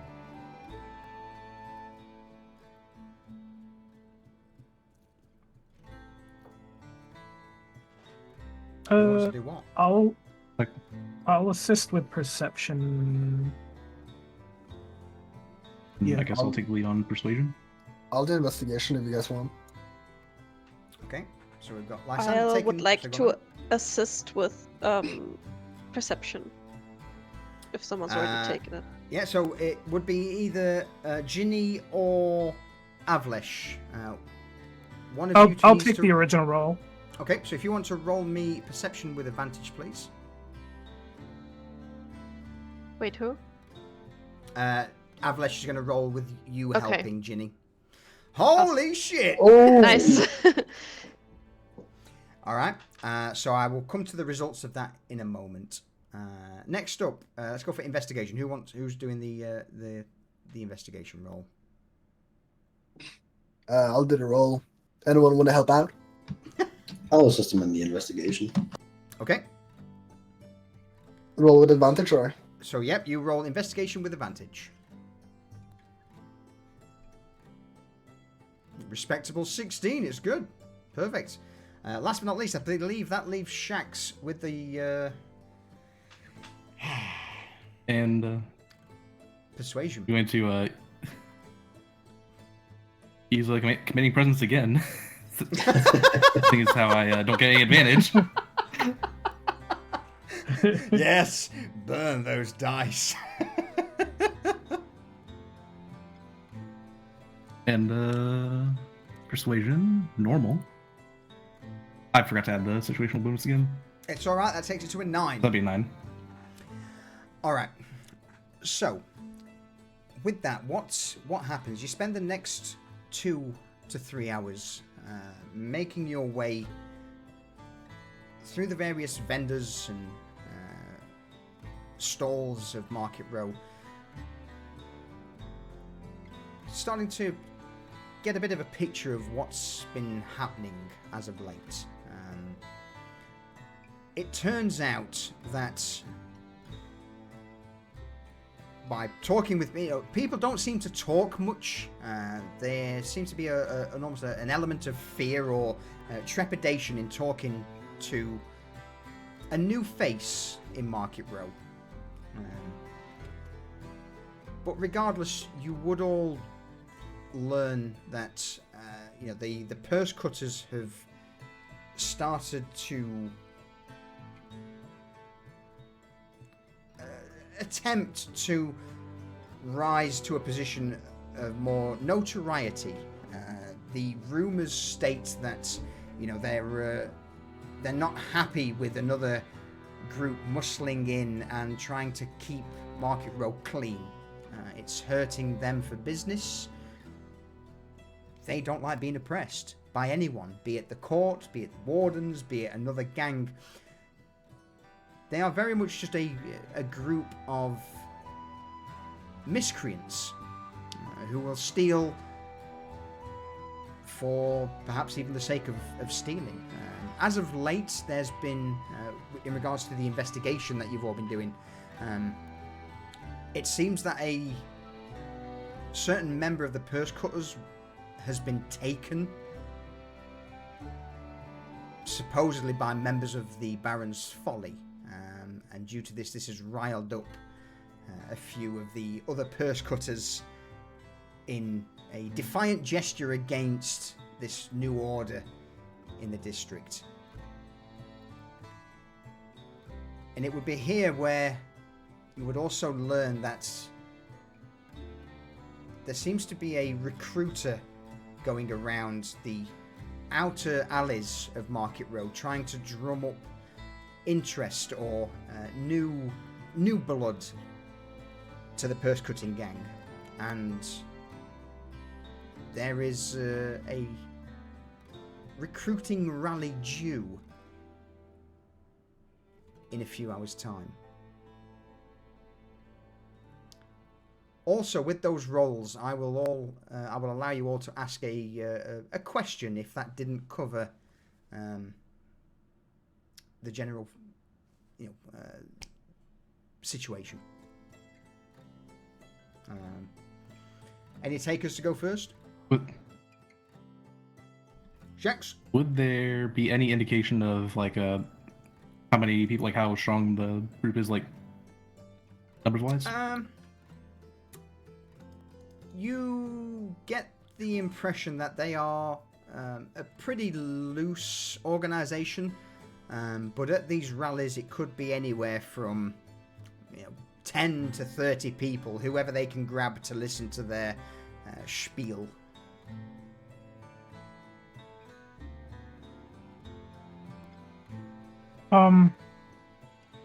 Would there be any information about who was taken or how long ago they were taken?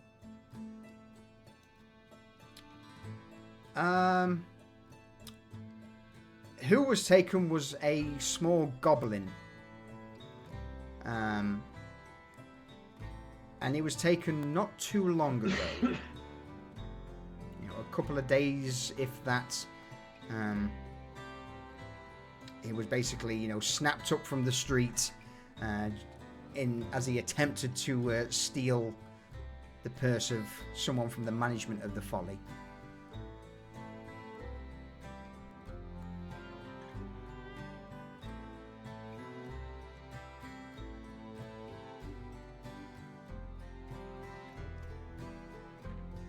Any other questions? Or are you all good with that? I'm good. All right.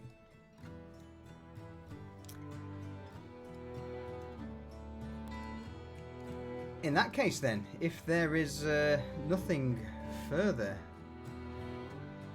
we will pick up on the lead. Before the recruiting rally starts, just to talk to the group and say, let's say we pretend to be interested in joining up, and see how far they let us get in before we start anything. I mean, that's all fine Or and dandy, but another option is maybe we could just break them up and dissuade them there at the rally.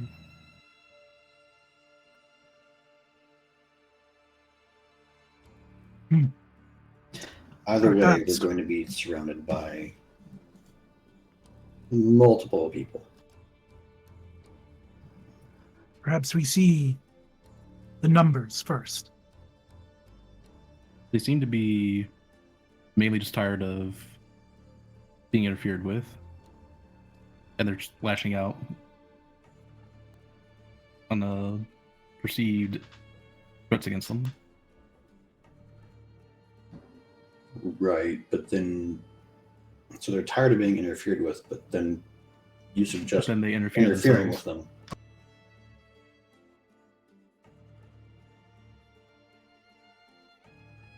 Perhaps we remind them that they're biting the hand that protects them.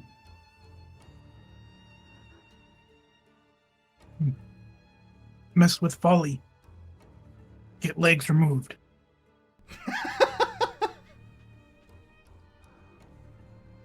Maybe we don't start with removing legs.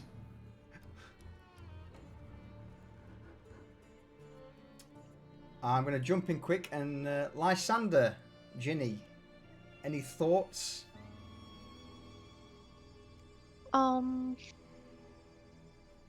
Ginny would more or less keep herself out of it because I don't think she'd care that much. with either way.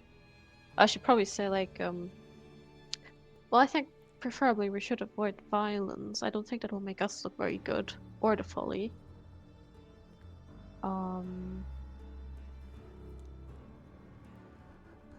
We're technically just here to make sure nothing goes on today. We don't have to necessarily fix fundamental issues. We could, you know. Technically true, but Taco is also saying that we're here to ensure that business isn't interrupted, and that group is going to keep on being a nuisance until dealt with. Yes, but we could also just make sure that business isn't being interrupted today, and then Falco can cough up a little more coin for us to take care of, you know, whatever went Fucking wrong in the smart. first place. Well, think of it like this, you know. Think of it like this. They have been coughing up people's money here, and they have a lot of money on them. Maybe more than what Falco would offer us. If we dealt with them, we would get that money, and we would all have good money. We I have feel no like- idea how big these rallies Yeah. get. Very true. I also feel like getting money from Falco is more of a guarantee than getting money from these kind of people. I mean, who knows if they carry around much, if they would take the risk, you know, of having all their life's belongings on them or whatnot, you know what I mean. Ablish I'm kind not of listens to about the to- back They've and got forth. to have a hideout. Go on, Avlish. Ablish would just kind of like listen to the back and forth, and then when somebody mentions hideout, he points at them and says, and follow them back to hideout. And then he taps his head. Think. I'm thinking we could get a lot of useful information that would secure us more work later on, without getting our hands too dirty today. It was supposed to be a light duty, wasn't it? Protect the immediate peace today and gather information, and then we can deal with them for good later. Yeah. Is that about sum it up? Fucking smart. Agreed. All right. Damn let's it, do Jenny!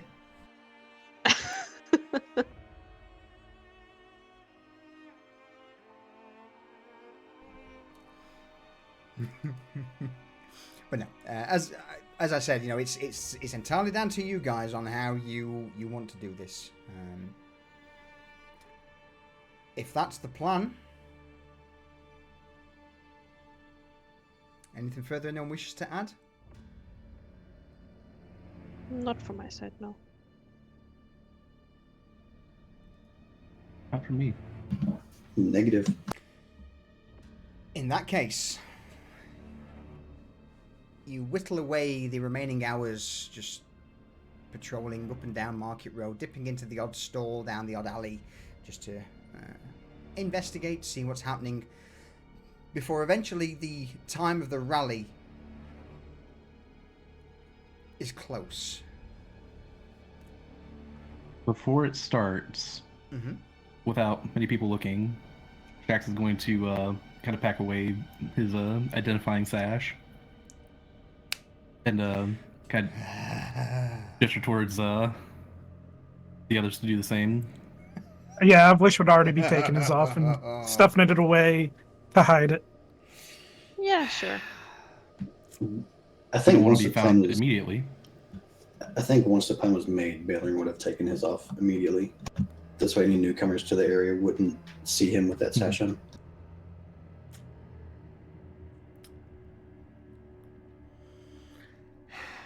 You begin to make your way through the alleys, hugging the shadows where you can to, avoid any potential tails or tailors. I'm going to bring us into this scene and then call the last Be Right Back while you all have a chance to look over what's ahead of you. I'll describe it more when I get back. I think you're right.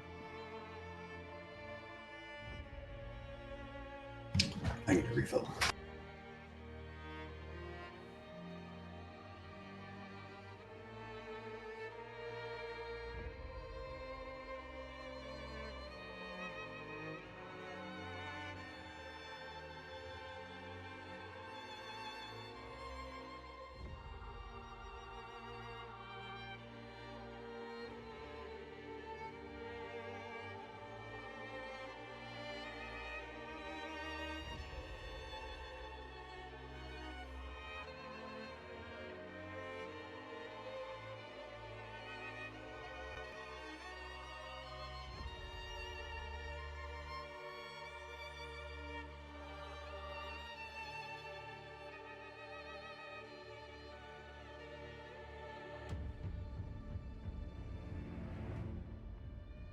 There's a lot of ruffians.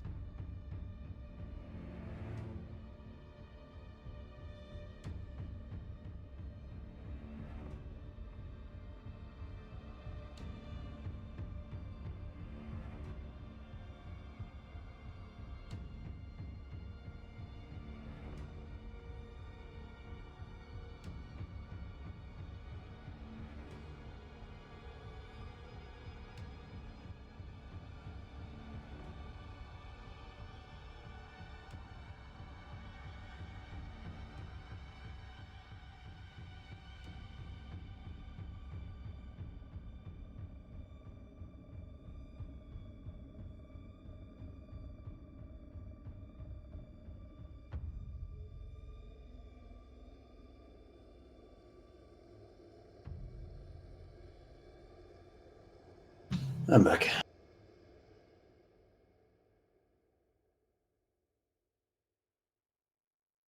Welcome back.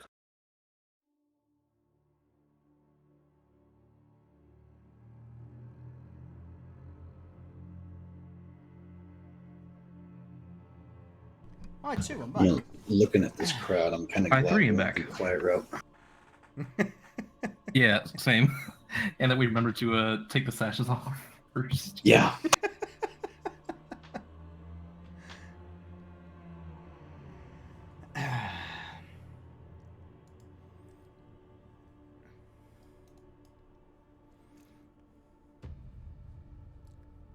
Hmm. Mm-hmm. Yeah, there's A few a people. gathering.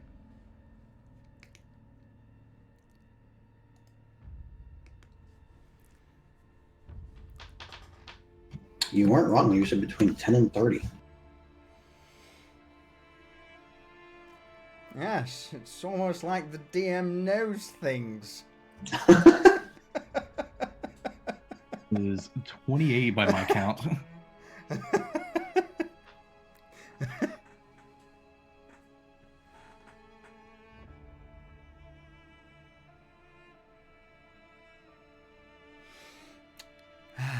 Good times.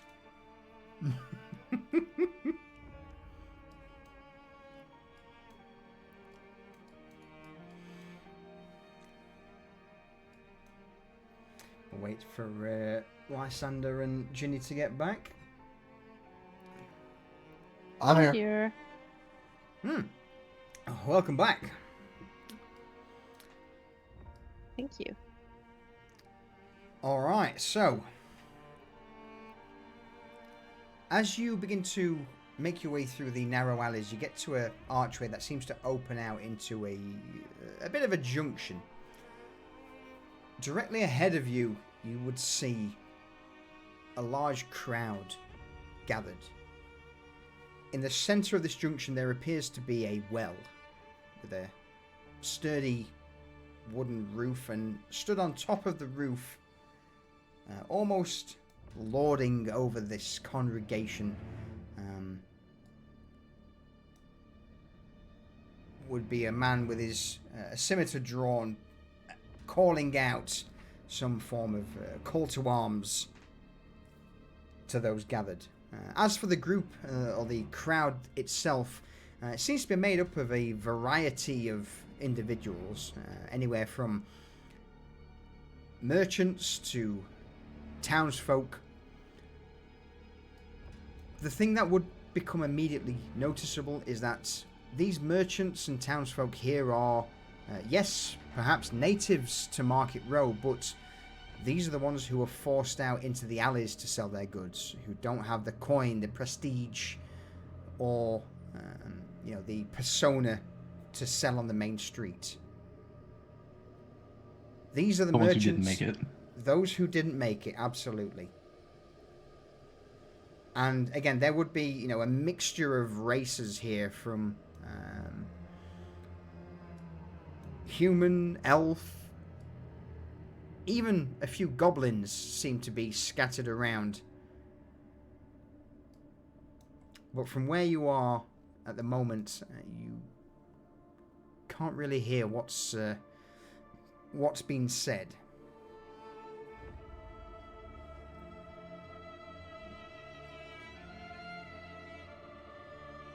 Play some, move up with the group and kind of like not too tightly get together. Yeah, I will give you all basically free reign on what you want to do at this point. I would just walk up and start to listen, like casually stroll over. And same for Shax, just... Does Avlish have dog here with him? He doesn't, but he can do if you wish. Yeah, he would probably have dog. Okay. At some point, he would probably have There you called go. him up.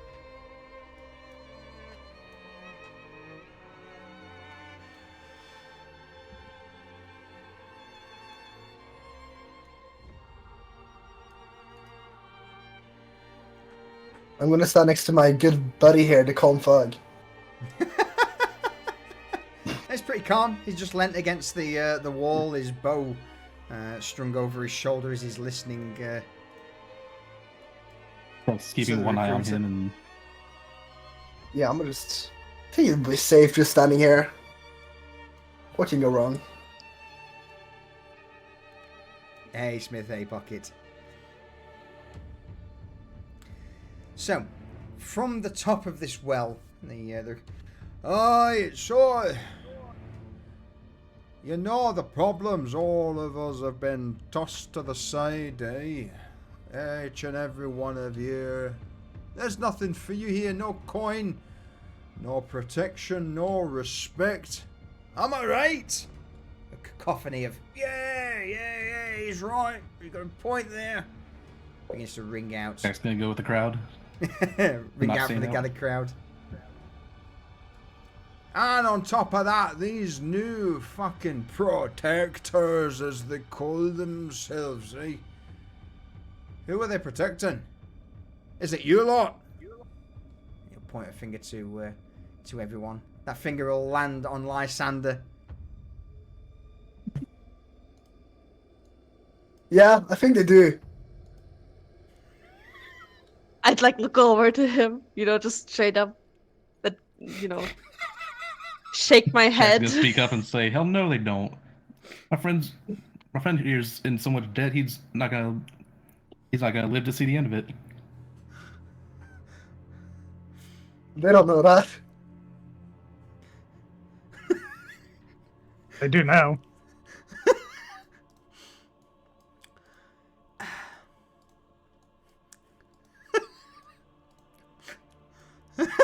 Hold. Faces start to turn round from the crowd. Hey, see that one? Hey, more debt than he could ever repay back. Oh no. Oh no. Which Ravon, you're gonna have to remind me on which one that was. Yeah, just drop me a DM. Alright. So, the question is, what are all we and you gonna do about it? Even those who say they protect us steal from us, steal from you. In fact, what about you down there, my wee little friend, eh?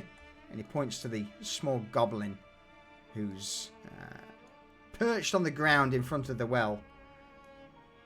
And you just hear, Oh, they stole me brother away. Yes, they took him in the fleet back to the folly. Without giving it to I saw it with my own eyes.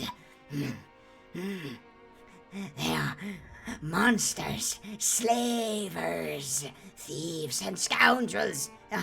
They offer protection in one hand, but no in the other. I have not seen my brood brother in, several days now since he entered that accursed place.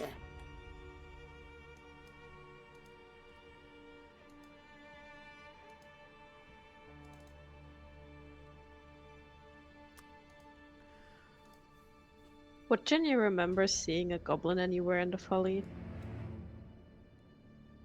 no. He's not Can in I- the folly. Can I lie Oh, about yeah. the goblin? Can I lie about the goblin and speak to him in goblin? If you know goblin, go for it. I do know Go for it. goblin. Okay, do That what is you one of do. the Yeah, man, do what you gotta do. That's one of the languages I picked. Balor's definitely going to listen intently to this. I would turn Anyone- towards the Does goblin. anyone else understand goblin? Or is it just Lysander? Balor does. Okay. Oh, here we go. Oh, Baylor, my good friend. You need to back me up in my wingman if this like all goes south. I'm just gonna kind of, We'll see how this take, goes. take a half step back and Can I like see if we walk? have- Can I like Go on, walk Lysander. through the? Can I walk Yep. through the like crowd and like, You up can. the goblin? Yep, go for I'd it, walk Lysander. up to him, and I would wave to Oh the my goblin God. friend and be like, "Hello there, my good friend. Long time no see." I'm saying goblin. Ah, you speak the goblin tongue, I see. Oh, Of Oh. course, I'm an intellectual such as yourself.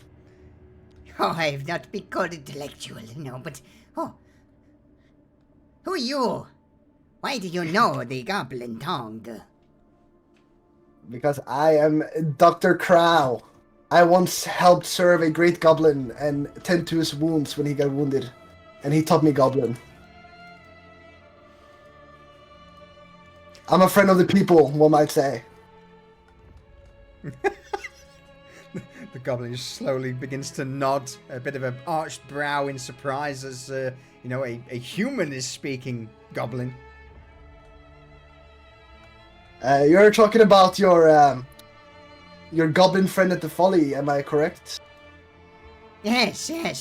Stolen from us from the street. A lanky, pale individual took him away with, several others. Well, I actually met him a little bit back. Not even a day ago, actually, as a matter of fact. He's doing quite fine. I was supposed to, because when we were heading out, he asked me if I could find his brother and tell him that he's safe.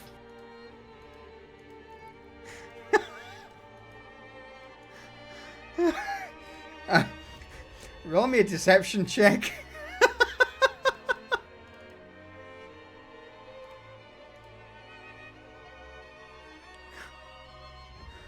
Oh, it's enough. Oh, you. I see. You met him. Did he have a message for me? He's safe. You say safe. He gone, yes? Yeah.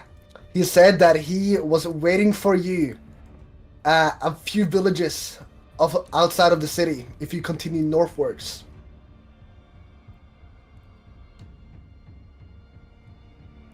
And he wants to meet you there.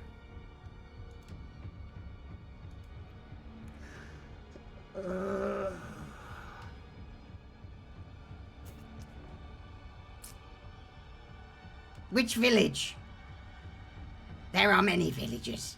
And north? North is ocean. I meant south, my bad. My navigation skills are horrible. He did give me a name, though. He did give me a name. What's the name of the fucking wood village again? Or the one we passed by, I forgot. This is on you. Hold on. You say south? Oh, like in the forest south, or like... So.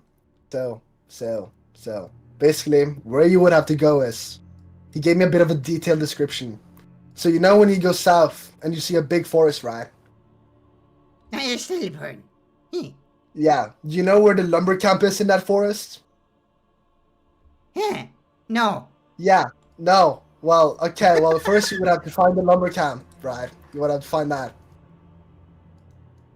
Then, when you're at the lumber camp, you continue to go deeper into the forest, straight south. And then on the other side of the forest, it's a safe path, by the way. Trust me, I've gone through it before. Basically, when you go there,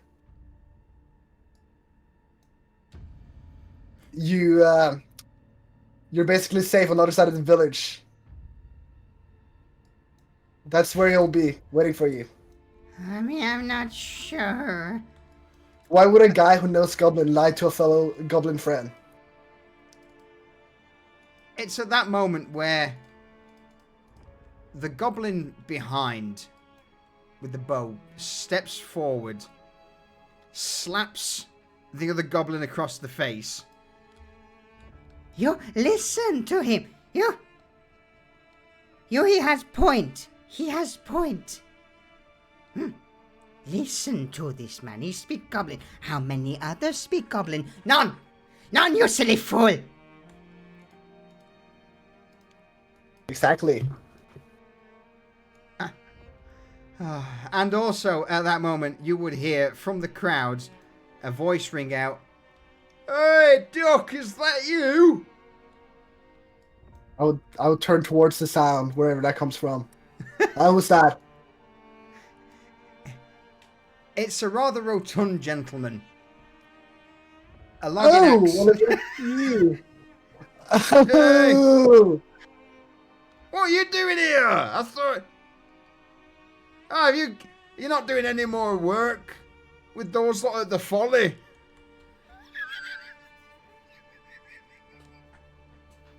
I would drop my jaw. My jaw would drop.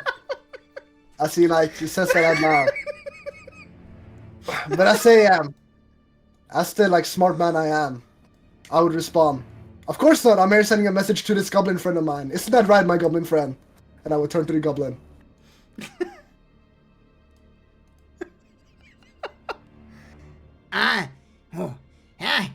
He said he know where brother is. So me and Anna going to go find him. The goblin, or goblin duo for that matter, would shoot off, heading under the feet and legs of the crowd.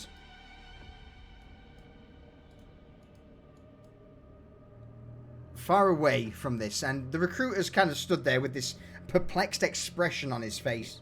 Oh, excuse me. Perplexed expression on his face, seeing this all unfold.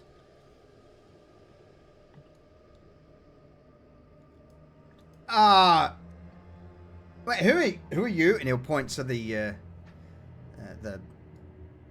gentleman with the lumber axe at his side. And who?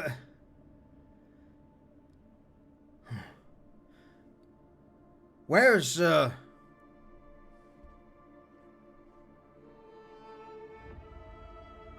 Also, at this moment now, due to this utter confusion. Yes, let's go with that. Utter confusion. A lot of people have started to walk away. You know, they've lost interest. They've seen a goblin run off with his better half. They've seen a man talking goblin. They've had call outs, and it's, for a lot of them, it started off as an interesting conversation or an interesting sales pitch. Now Not so much.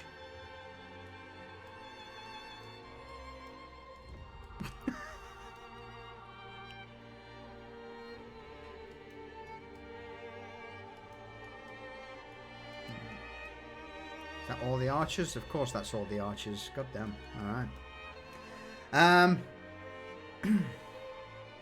So, we've sort of focused on Lysander. Avlesh, Ginny, Shax, and Balon. Anything that you guys have been doing as this is all going on? Ginny will be just as confused as the rest. But just kind of let it play out.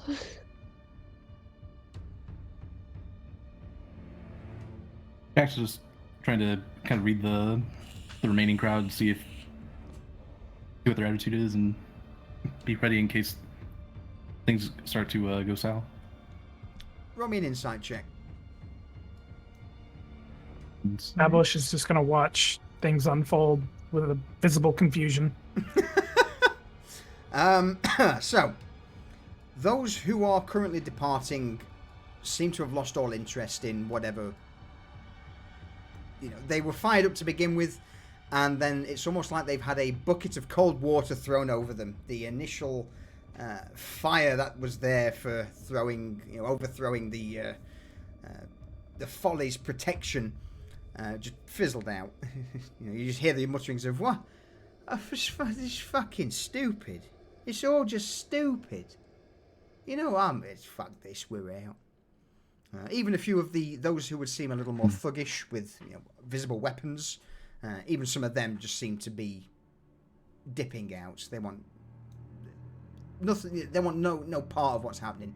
Those who remain seem to be a little more invested, almost as if with a 15 year, almost as if they are plants by the purse cutters to drum the crowd up. The seeds to But they too would have this look of disbelief on their face and confusion as they see half the crowd begin to disperse.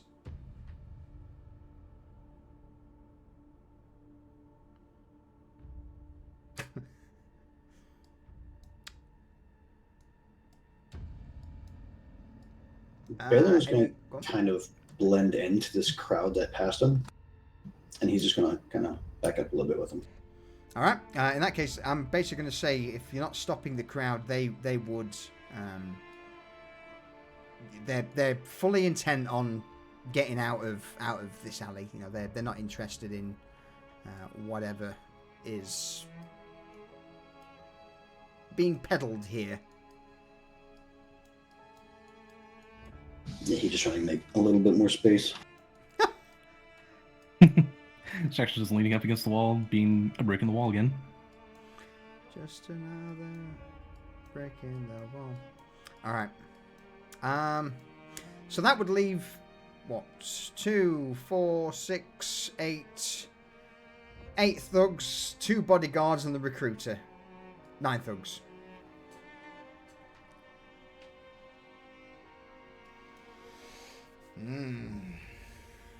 Some better numbers. With that, the recruiter just points towards Lysander and then over towards the somewhat lumberjack-looking individual. So hang on a minute, let me get the... Whoa, don't go! Shit. What's this about you working for those bastards, for the Folly, eh? Huh? Yeah, it did. We did a bit of a wood cutting job, didn't we? It's good to see you stitched me up the other time. When I got fucking... Yeah. Do you remember? I remember.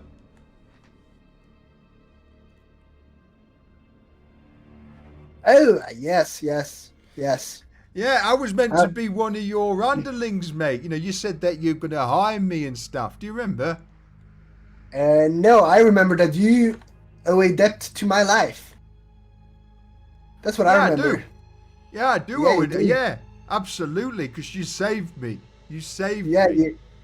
You, as a matter of fact, also owe me 25 silver.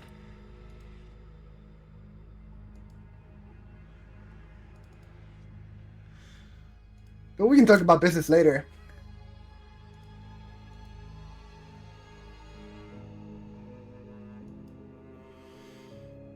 The absolute silent roll.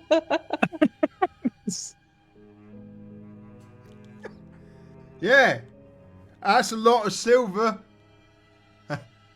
That's a lot of silver. I've got copper. We'll figure something out. The recruiter We would definitely- motion. The recruiter would motion forward to his two guards, as he then turns towards the lumberjack. Do me a favor. Tell me more. You know, you said he owes you, does he? Is he some working at the Folly? Yeah, he saved my life. We went into the forest to harvest some wood, right? And the doctor over there was like one of the sort of the guards for it, you know, like giving orders out and stuff like that. Oh, it was that sort. That's interesting.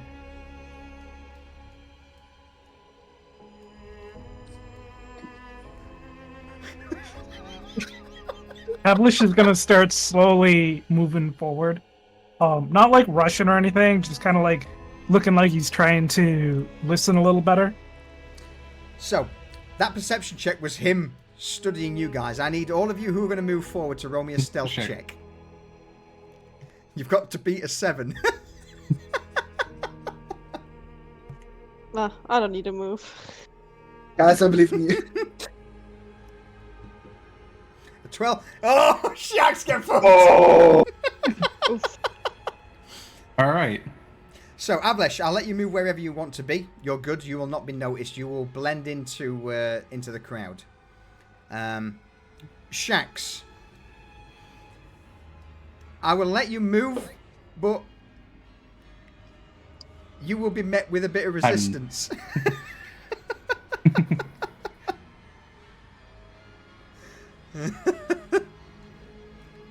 Dog 7, it's the same. I'll let Dog pass. They will eye him up. I will probably say Dog can probably go to there. As Dog tries to get past Just gonna this. stop here. Yeah. As Dog tries to get past this individual who, for the first time, this is quite a rare individual in Novostoya. A Heregon. They're somewhat hare or rabbit-like in nature. This guy is pretty well built compared to the rest here.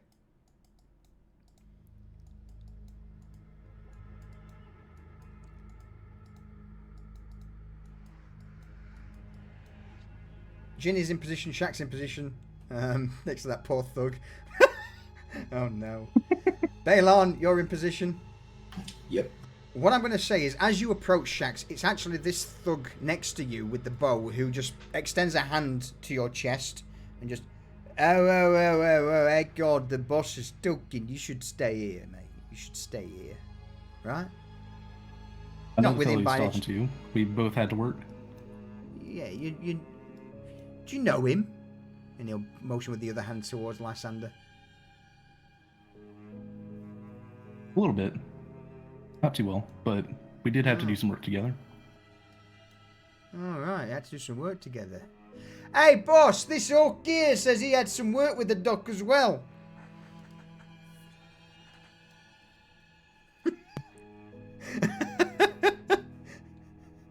I'm just gonna like turn my head for a second towards.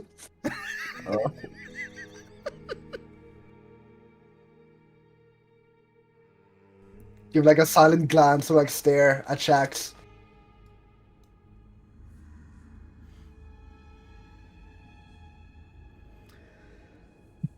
What's the Yeah, they had plan, a, folks? No, still going Shax. I was just gonna keep talking about it. They had an open bounty. We'd take jobs, get paid, eat, repeat.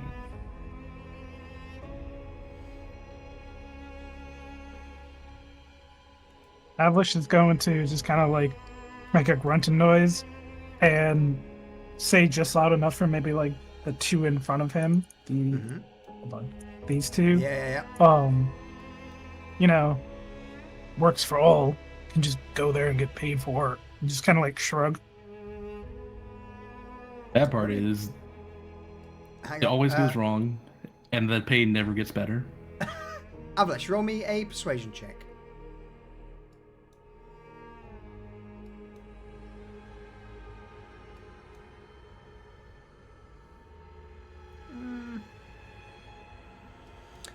The thug at the far end, you know, whilst the one with this large wooden flail is just focused on Lysander, the other one glances over his shoulder towards you, Avalanche. Yeah, man. This ain't worth it. And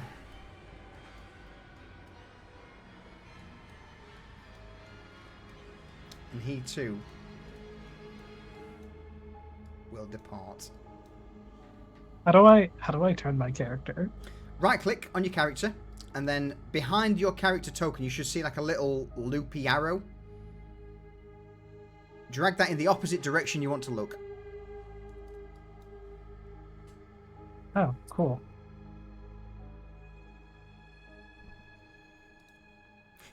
Dog is also going to stare at this Fucking big big rabbit. man.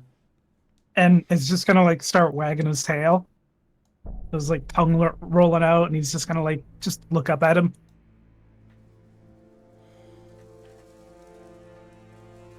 Be cute, diffuse the situation.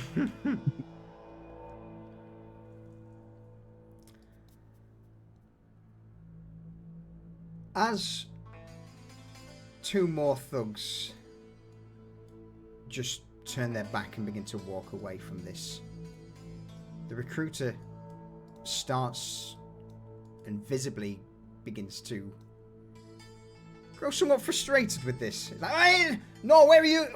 Hang on, you two. No, this. Oh, I see how it is. I see how it is. This bastard, you're all fucking plants, aren't you, from the fucking folly? Uh-huh. Alright. What, you here to, you know, rough up some people, eh? Is that what this is all about? Well, fucking try it, I dare you. And he'll reach down and grab the collar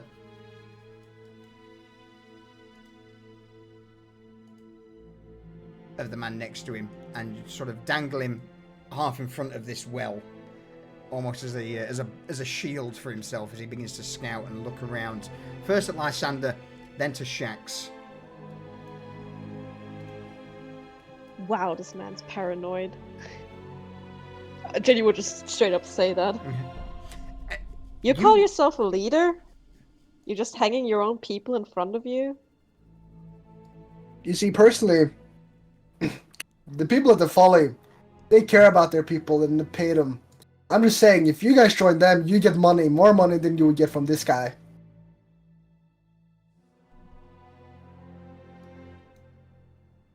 And your men would be protected, unlike that old guy who's being held by him. Doesn't even make a good speech either. Oh, now, just hang on. This is not about sort of money. This is about making a point, you know. Yeah, the point is, and I point my cane like towards him, you suck. The only point I see is that you can't fight your own battles, so you have to steal and use other people as shields. At this point, as he begins to look around the group, he notices that those remaining are, you know, that the sort of the close-knit members of the Purse Cutters. Oh, fuck. Anyone who was paid to be a plant or, you know, curious merchants and vendors, at this point, they're gone. Nowhere to be seen.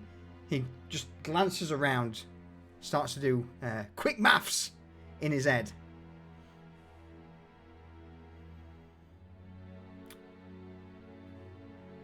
Seven against 5. He'll nod. And all you'll hear from him is, Jaws and kneecaps. That's all we need. And then we slink off. Okay, Everyone so he's gonna, immediately. hearing that, he's gonna immediately swing at the thug next to him. All right. In that case, I'm going to ask for initiative.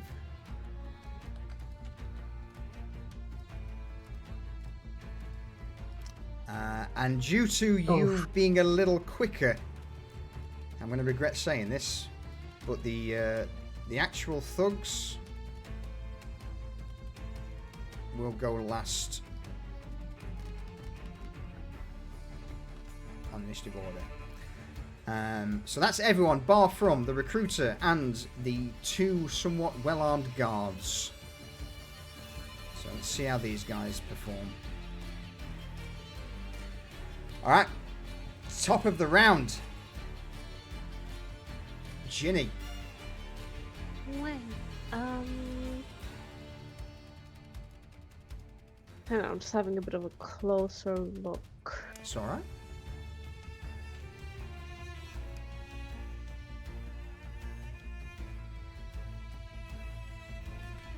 With it being first turn, I will be a little lenient, but going forward, there will be a 90-second turn timer.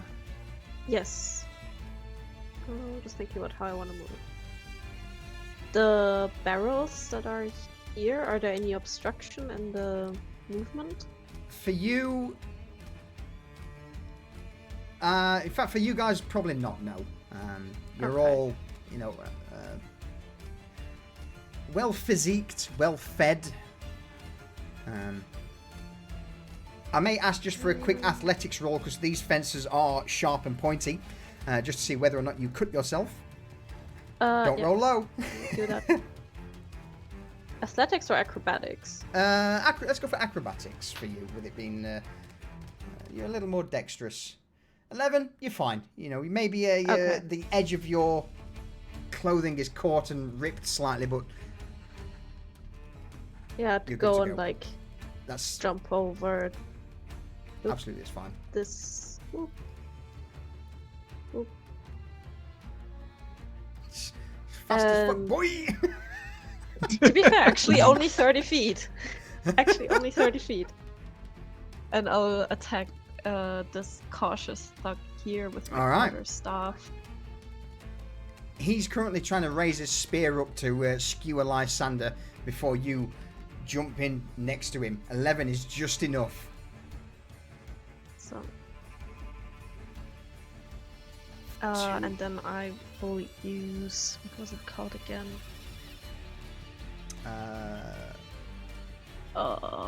Fists, Hang on. fury. Yeah, Yeah, No, flurry of blows. No, I have like a bonus action, another attack. I forgot what it's called, so I can just attack him again with my. You can. Quarterstaff. Yes. All right. So the first strike cracks. The second strike certainly hits. That's a much that's better roll. better. I'm also not like fighting to kill. I'm just knocking out because I Absolutely. just bludgeoning damage. Yeah, the That's my first turn. strike slams into his ribs. The second one on top of his head, and for a moment he says, "Oi, you fuck!" He's not going to take. He took that personally. He's going to swing out with a spear towards you, Ginny. Oh, Oof, Oh my god. that's He was no. really mad. he was really That was a max mad. roll. Someone's feelings got hurt. Yeah. Yeah. And he would just skewer the spear forward, cutting into your side for 11 points of piercing damage. You and your fucking I'll show you a stick, you per fucking care. Oh man, I'm so sorry. It happens. Yeah, that would be painful. That would be painful. Like, Shax. oh, what the fuck? You know. I'll stay next to No. this guy on purpose. He's currently got his hand on your chest still. It's like, no. Wait, But he's what? in range. Wait, hang on, what? Jaws and knees? What were you talking? Oh, shit. 20 is certainly enough.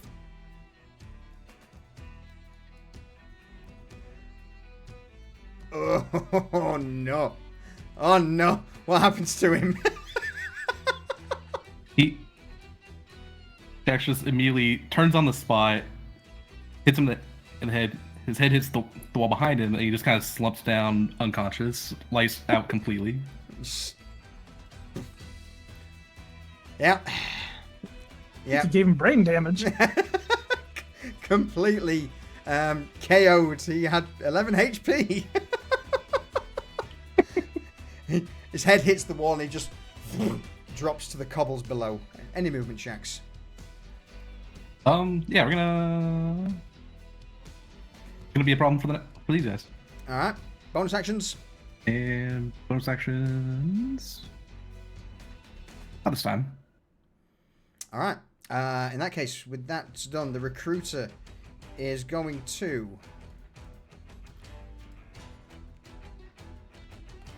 Oh, absolutely. He's going to shove or throw the man in his hand towards you, Lysander. I need you to make me a. Oh. Athletics or an acrobatics check, please, if you would be so kind. Right. Oh, god damn. Oh my god.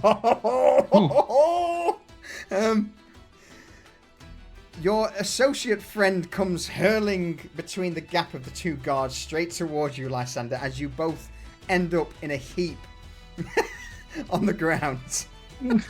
Oh, man.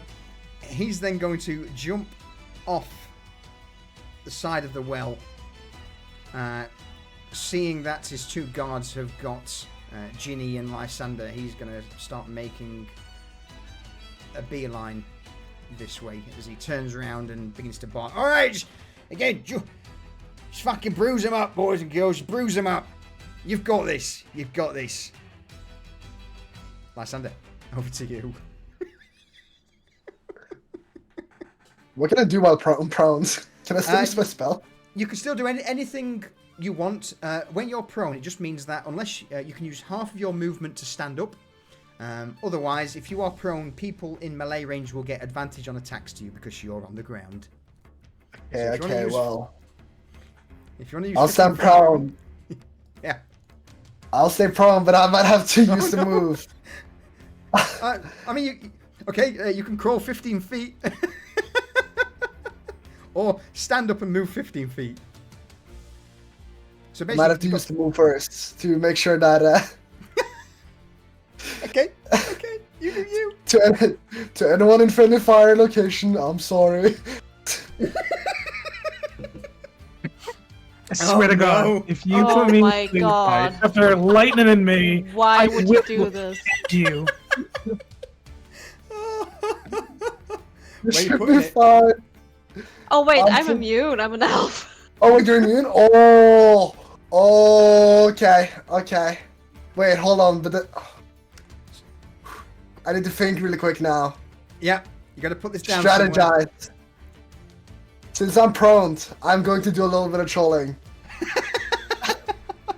And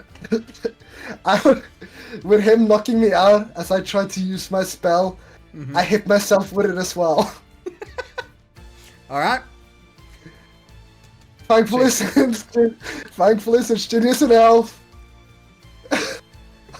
Oh no. won't be an issue about it. So how much?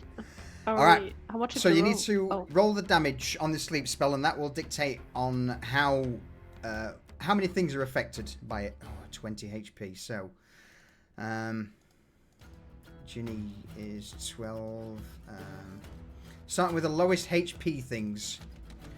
But does it still count, even though I'm not gonna be affected by it? You're not the lowest HP, so you're Oh, okay. you know that's so this thing in front of Shax, and me as how does your sleep spell look, Lysander, as I'm just quickly throwing these guys in? As a pouch, as I throw the pouch on the ground next to me, a powder starts to like kind of fly out around. Like it's like kind of like a impact kind of thing, you know, when you throw it on the ground, it kind of starts going into the air and all around, and people start falling asleep, me included. So as this powder begins to just burst out, the two guards have got bandanas wrapped around their face, so they're not affected with it. The associate of Lysander, he's on the ground. So the two thugs next to Shax, they are the ones who immediately take a deep breath and are overcome with sleepiness as they begin to collapse to the ground. With the remaining damage, the goblin thug, I'm basically going to knock him prone. It's not enough to knock him unconscious, but he stumbles for a moment before slumping to the ground. The others, there's sadly not enough damage to affect anybody else with that.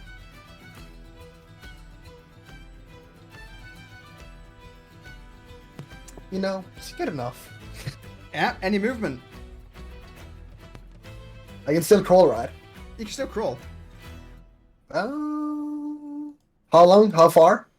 You get 15 foot of movement. I'm gonna try and crawl back here, but I know they'll be able to have attack of opportunity, but I'm gonna risk it. I'm gonna risk it. Because I'm already low, so either I die now or I die later.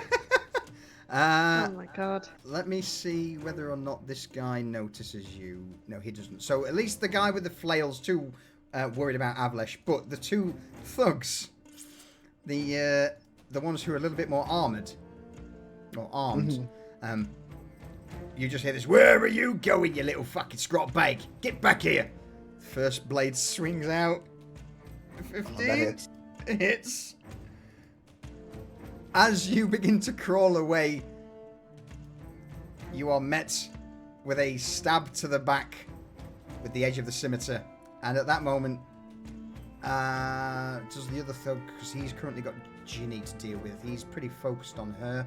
So I'm going to roll that with disadvantage. 10 or more. Double 12. Yeah, he sees you. He's going to just, as the spear punctures through Ginny, he's going to notice you crawling away, and he's going to continue with the thrust and try and stab you at the last moment. Come on. That hits. Oh, no! Oh, no! So you are skewered by the spear on the way as you begin to crawl away like a madman. Baylor, I'm still alive. Save him. I don't think Balon has the power to save him. Avlish has half of mine to fucking step back on his neck. Baylor's going to target the recruiter. Since he is the boss, obviously the others are probably going to follow suit with him. Mm-hmm. So he's going to take an aim shot at the recruiter. Okay. Should take him alive.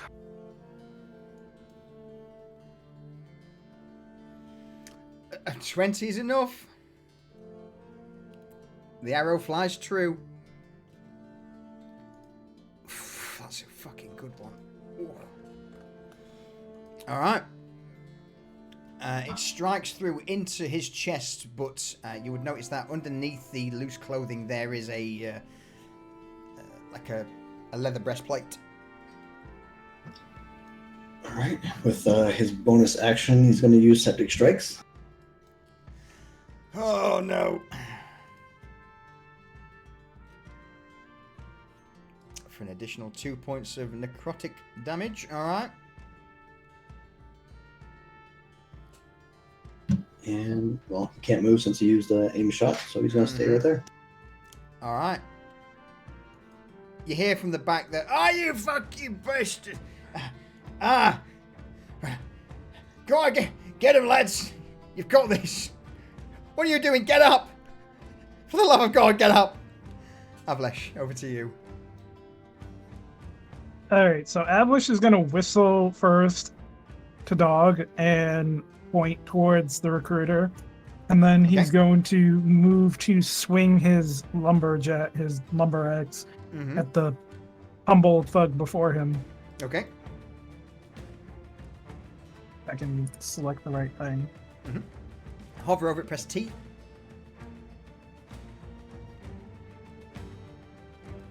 There we go. And roll to attack.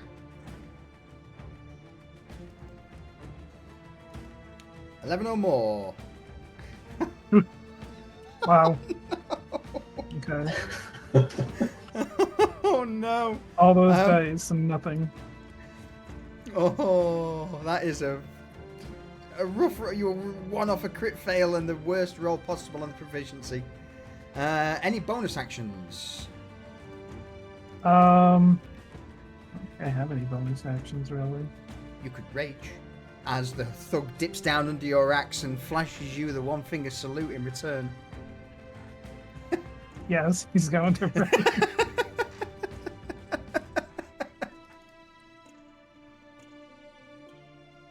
All right. Yeah, you could hit a fucking barn door, could you? You fucking big oaf way, you shit. He's I'm just gonna gonna take start your screaming in kneecaps out. giant.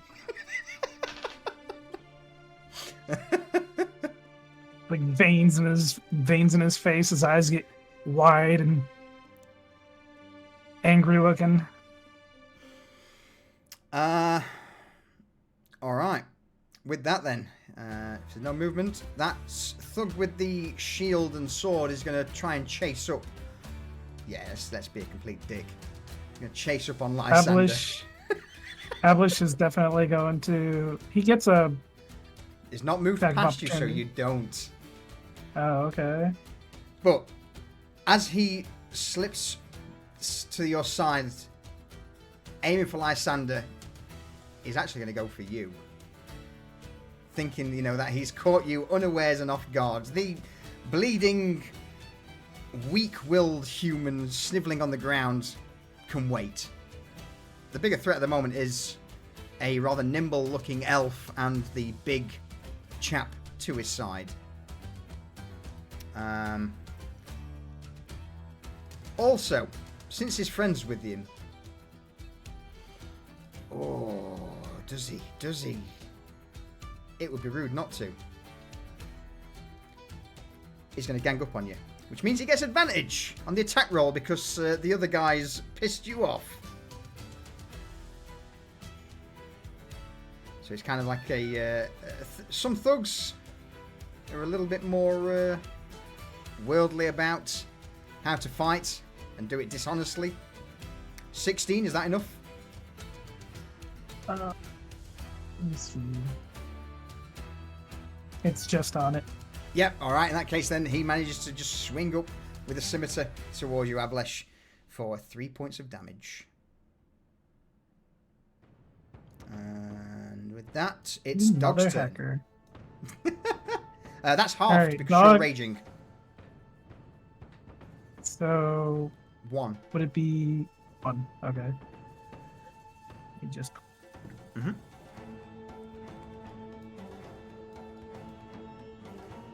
What's Dog doing? Dog is going to try and go around the back of Shax towards the recruiter. Okay. Now, if that moves away, that will get 2 attacks of opportunity from these guys. Let's see. Yeah, I'll take that chance. He'll take that All chance. He's gonna follow orders. All right. So we'll go for Rabbit Boy first. He's going to swing out towards Dog. That hits. That certainly hits. 4 points of damage, and the other guy with the swingy club will swing out towards Dog. And also hits. Oof. Good rolls for the DM tonight for 3 points of damage. So as Dog starts to spin round, the Heragon is actually rather nimble, and he would just strike out with the sword, cutting the back hind of of Dog, and at the same time, the other thug, hearing this bark, will turn his back towards you, Avlesh.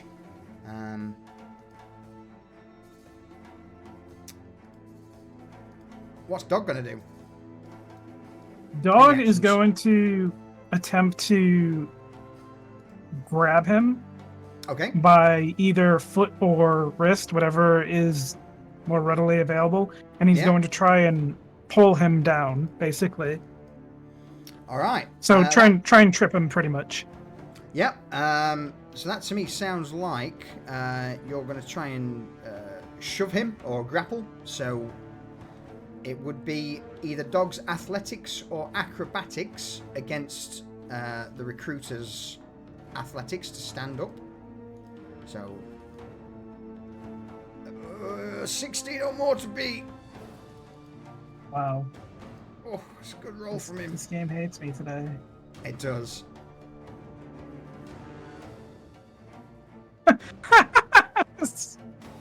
Yeah. I can't, dude. Um, These dice rolls are dog shit. Luck is not on your side today. Yeah, so with that, as Dog tries to jump at his wrist, he managed to just move his wrist aside at the last minute, and Dog just lands on the cobbles next to him, stood there growling.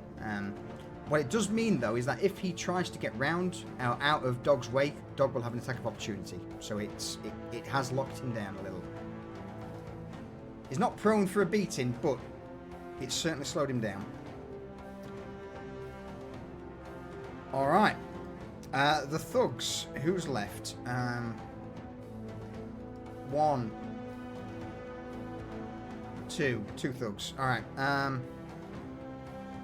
He's going to go in with you with the club once again.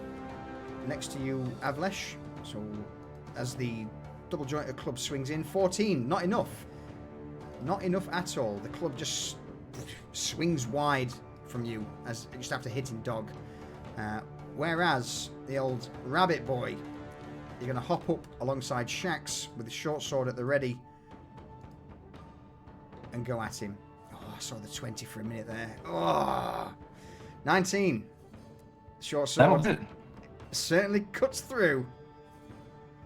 4. Oh, that was terrible damage. 4 points of slashing damage. Oh, sorry, piercing. He's going to go in and stab you with it. Top of the round. I am probably going to say that the associate who was thrown is he's going to start crawling the fuck away. He wants none of this. Understandable. Yep. Yep. So, Ginny, over to you. So Ginny's gonna be in a lot of pain because she just got stabbed in the thigh and get really angry and start clubbing the guy in front of her with her staff. Yes, is the answer to that question. And I'd use a key point to do flurry of blows as well. Oh, no. So I get 2 more attacks. Yep. 11 is... Yep, that hits him. She's just Oh, done. shit. So is he. Okay, I should knock him out. You know, how'd you knock him out? Is it just a punch to the face? What happens? Yeah, she'd like smack him first with the quarterstaff, which just like right across the face, and it'll bring his head to one side. And she'd go like, "What do you think? This didn't hurt or what?" And smack him from the other side with her fist, and it'll probably just Yeah. I don't know. What do you say to me? Crack I'm gonna a tooth. Tooth goes flying, hits the cobbles below. Moments later, he too drops to the ground.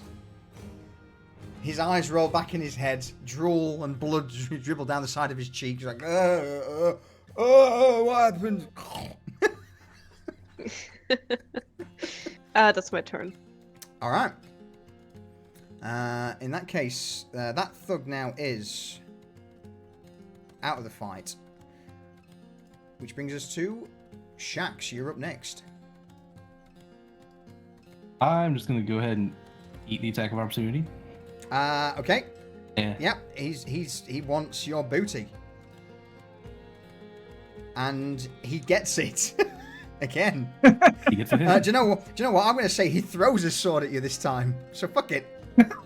As you turn and begin to sprint away, the Haragon just... This look of disbelief across his rabbit-like features as he just yeets his short sword at you. And with his other hand draws a dagger from his belt. So his sword is stuck in you for a moment. He just kind of like flexes his shoulder and the sword kind of flops out. Like, looks back, I'll deal with you later. But for right now, the recruiter knows things, and Yeah. we need him to not run. Alright. So, let's start with smack him around a bit. Yep. Here I am as a DM quickly looking for something to help. It doesn't matter. 7 is not enough, sir.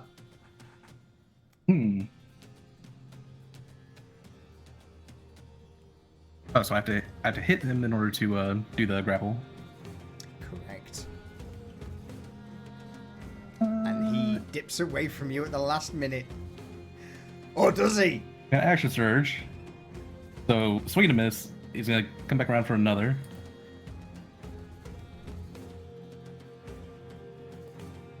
All right. Oh. Ooh. That was almost crit. I was like, oh yeah, so he's gonna parry you, and I'm like, oh no, parry'd only take his AC to 17. Never mind. Never mind. Damage on that. Yep. Then bonus action. I'm gonna grapple. All right. How does this look as you, he dodges your first swing? The second's connecting and... Swing misses kind of over his head. The second one connects with the jaw. And then while he's a little disoriented, he's going to basically just clinch on him and kind of keep him from being able to move his arms. Get off me, you big fucking oaf! With a obvious intent to take him down.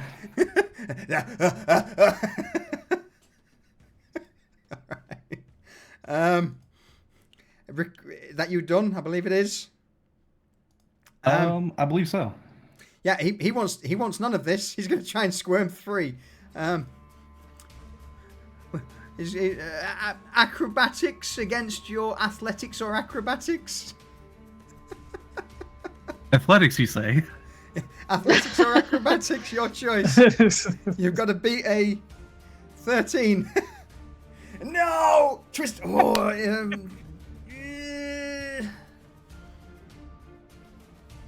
yeah, normally it would be the active one succeeds, but Shax, I'm going to let you twist of fate this. On a success, you keep him grappled. On a fail, he's knocked to the ground prone as he slips out of your grasp. Get fucked. He's going to crawl 15 foot away. No.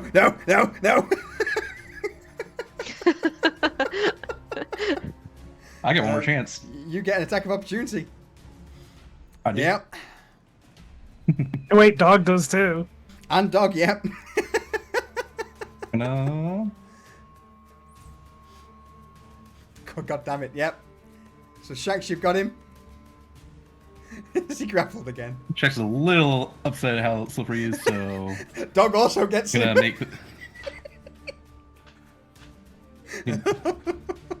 Right, go on, So we're Shax. also Yep. going to do a menacing attack.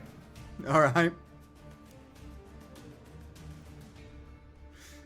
Oh, dear me. Alright, menacing attack. Frightened of you, DC 13. He's not frightened of you as such because he can't see you. He's on the ground, crawling away. A little up. But he takes 5 points of piercing damage as Dog starts to savage his legs. He takes another 6 points from you as you clock him in the back, which one of the attacks 14. that knocks him to the floor, along with the extra damage from menacing attack, which I would say at this point, with the he's probably got a few cracked ribs, and Dog savaged his right ankle, so he can't walk. So at this, he's just now grasping at the cobbles to get away from this situation. He's like, no, save me, Liz, save me.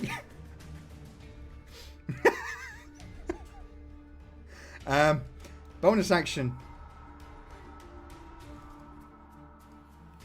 Dash. 15 feet. And can Dog jump on him at all? On Dog's turn, yes. At this turn, sadly not. He's Okay. there's no other reactions. Your reaction was to sort of attack of opportunity, which was just to hit. Lysander, What's up? your turn. You don't get a attack of opportunity, right? As long as I'm like within this line. Yep, correct. Okay. Let me scroll really quick here. See what I can do. Ooh. I mean, are you trying to stay hidden from this guy? Because he's currently worrying about bigger things. You know what? Ooh, fuck. That could work. Trying to think. What would be the best outcome?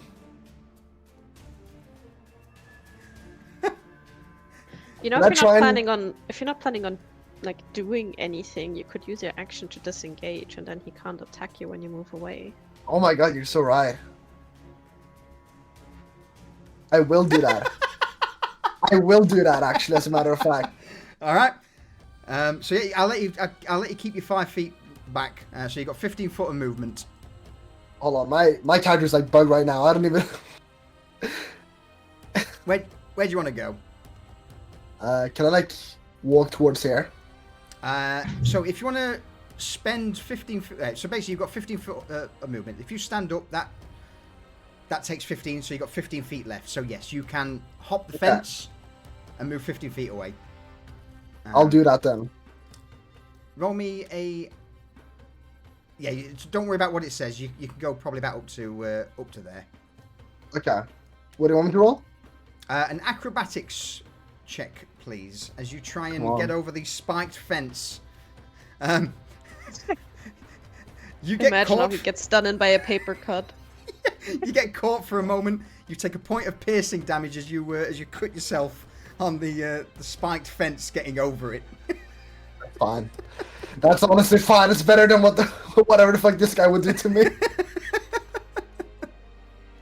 All right. Lysander lives another day, unfortunately. Unfortunately, you mean greatly. The great doctor The great of doctor. philosophy. Yeah. Oh, well. That's it for my turn. Balon, over to you. Balin's feeling pretty comfortable where he's at. I mean, he's in a target-rich environment. No one's even paying any attention to him. So Because he's there's gonna. no fucking archers. You got rid of them all. So he's gonna focus on the rabbit. All right. It's an aim shot. Rabbit pelt cloak. Rabbit certainly hit. That's a good roll. That's a very good roll. Following up with septic.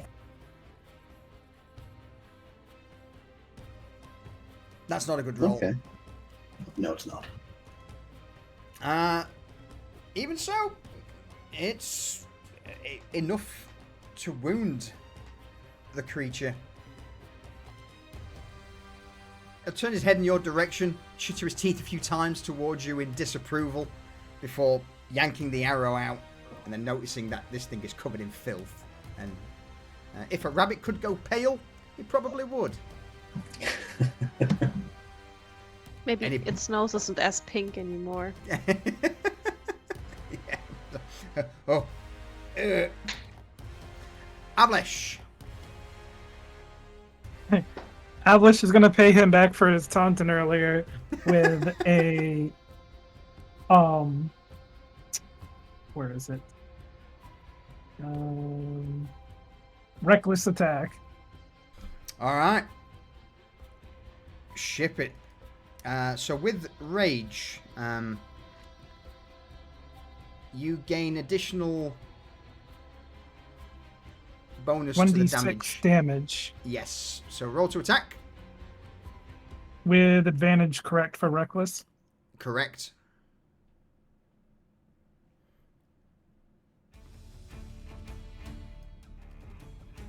$15 is enough. So in the situational bonus for, are you doing this one-handed or are you going to use both hands?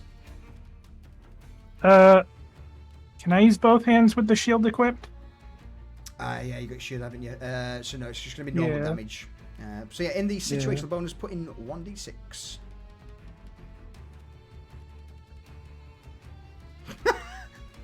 Avlesh, what happens to him? He's going to give like this massive, like just like frenzied roar at this guy and just lift the axe up and then just bury it right in his chest. Just with all his strength. Yep. He's dead. He is. Just as the axe just not only buried, it caves his chest in with the sheer force behind it. To the point where as you pull back the axe, for a brief moment, you've kind of got this, got this guy attached to the bottom hook of the axe, like before he drops to the ground. Oh god. Strike one. Mate, that was 13 damage. That completely just one-tapped him. Avlish is then going to look at the guard with just like a knowing sadistic look on his face. So, having seen his friend just get knocked the fuck out by Ginny, who's behind him, and just seeing you bury the axe into his friend, roll me a intimidation check with advantage.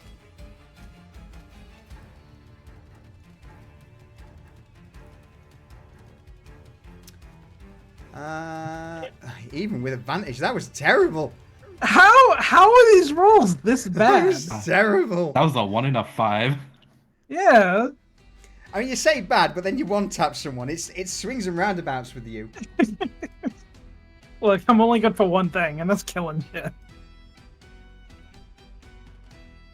Yeah, it's definitely not scaring children.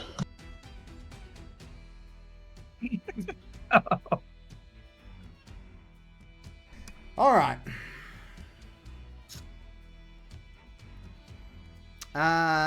So that's you done, unless you've got any movement, Avlesh?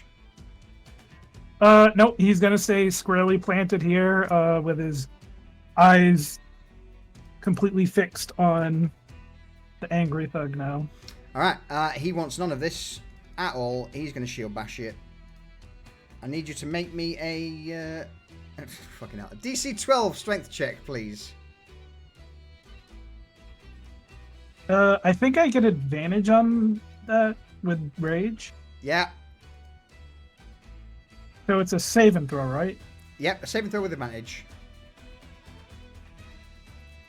Don't fuck this up. Oh, bollocks to you. All right. So normally with this, as he would hit you with the shield, normally you would take half damage for a success, but with that being a crit, as he hits you with the shield, I would imagine you just sort of stand there, look down at him. I'm going to say you grab the shield, Avlesh, and for all intents and purposes, he is now restrained as he tries to fight against you as you hold the shield for a moment. Oh, bollocks. Okay. I was hoping to sort of knock you prone and get out of dodge. Dog. Dog is going to beeline straight for the recruiter and attempt to maybe grab him and pull him back and just try and not let him get away. All right.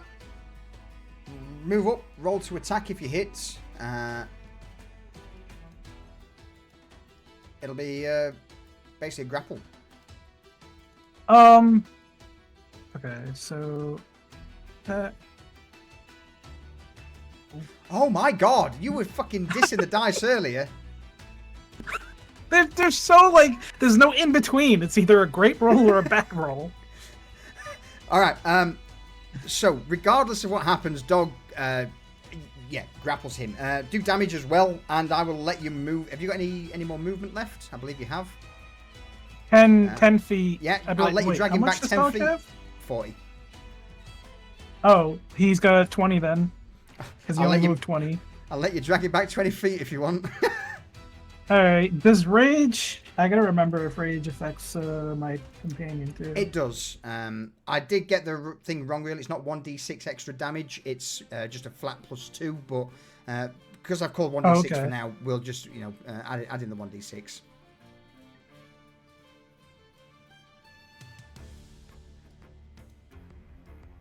And it's a critical too.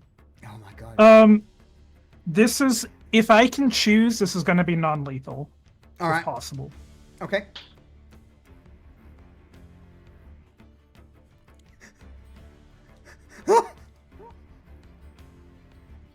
+14. Where did that come from?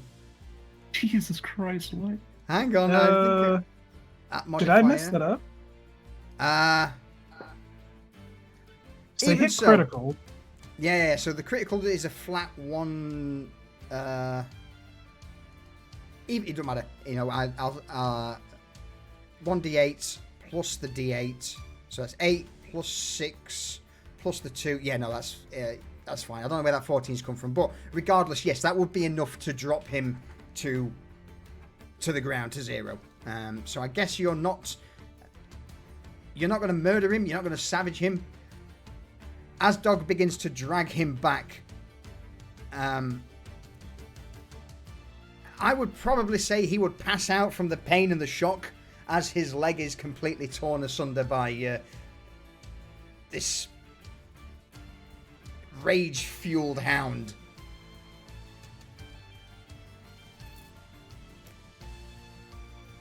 That was a good roll. Is that you done, I believe, with Dog?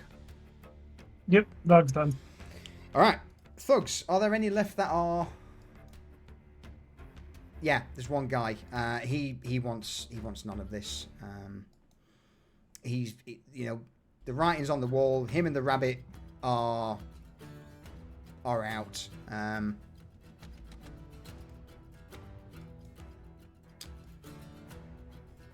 Rabbit, the Haragon is going to set off at a sprint. 40 foot of movement because he's fast as fuck. As his bonus action, he's going to dash.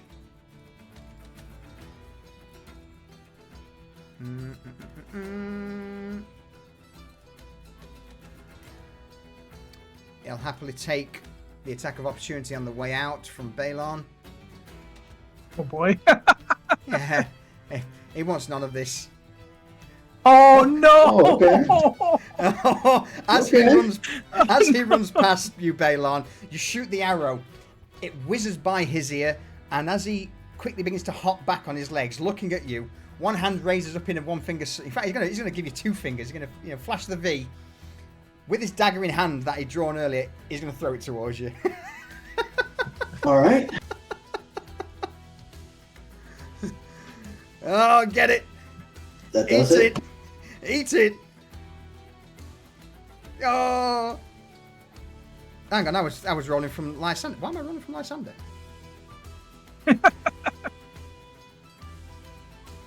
I swear this is not me. I'm being controlled by God. Yeah, I had the wrong person's link. Right, try that again. Oh. Never mind. Yeah, the stats were different. Poor guy. So yeah, the dagger just goes flying, spins past, whizzes past you, so you're both kind of stood there staring at each other as this rabbit's hopping down the street and giving you a rather vulgar, obscene gesture. The other thug is... that's they're all asleep. apart from the little goblin guy who he's gonna hide because no one's really paid him any notice and start slinking away. No one's really noticed him. No one's an attack of opportunity. Roll me a perception check against his stealth because you were busy looking elsewhere and ignored him. He wants to get away. I see nothing. He wants to get away to freedom. No, let me go. No more. No more. As he sort of crawls away from Shax, he's then going to stand up and hopefully run away. I would probably say there isn't really much point in continuing initiative and core combat there, because where this is currently going on, you are quite close to the wall to the Commons District and the Carnelian Gate, and some of you will begin to notice that probably about 100 to 150 feet away from you on the wall, there are a few armoured forms starting to congregate and glance down this alley in your direction, along with crossbows and muskets also now being placed on the parapets. Can Shax hold one hand up as a sign of like, we're not making trouble for you guys, and with the other hand kind of like open his jacket to get the sash out? Okay. Basically just kind of identify himself as a Folly member or someone working for the Folly. Whether the wardens on the wall know or care is a different story, but they are at the moment just on the wall about 150 feet away from you all, looking down this alley towards you. Just eyeing what's happening. They've just seen a fight break out. I would imagine that some of the wardens on the wall are probably placing bets on what's happened.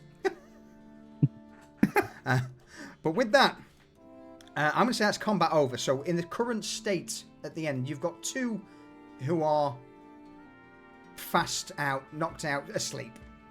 The goblin, if not captured, he will just skitter into an alley and go. The Haragon, he's gone. The rabbit is, a little bit quicker than you guys as he dips out of the arch. Which kind of just leaves the passed out unconscious recruiter, the unconscious archer, the unconscious spearman, and the guy who's currently dangling in Avlesh's arms, trying to get away from him. Avlesh is gonna look at the guy and just be like, "Drop your weapons." While fighting, the sword drops to the ground. I'm done. He's going to grab the strap to this dude's shield, and I can roll strength, try and break it so he dropped to the ground. Honestly, in your current, or just let it go. In your current form of raging, I would just allow you to do that for free. Fuck it. Okay, so he just like grabs this reaches around and grabs the leather strap and just rips it apart from the bolted piece and just lets the guy drop to the ground. And he's not gonna chase him, but he is gonna like his chest heaving, staring at him wide-eyed. I'm done. Yeah, look, I'm just hired muscle. It's nothing personal. Hey, I like you there, right, love? Hey, he looks over his shoulder towards Ginny. Help a bit out here. Oh, fuck off.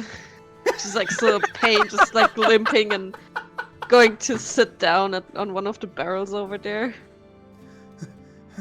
Yeah, sure, right. Yeah.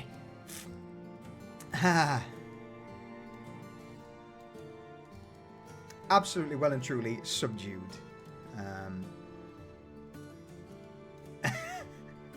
Only one actual casualty by the looks of it. Could call it an accident. And actually, when his chest caved in. Yeah, he fell onto an axe. Accident. Way! Hey. Way!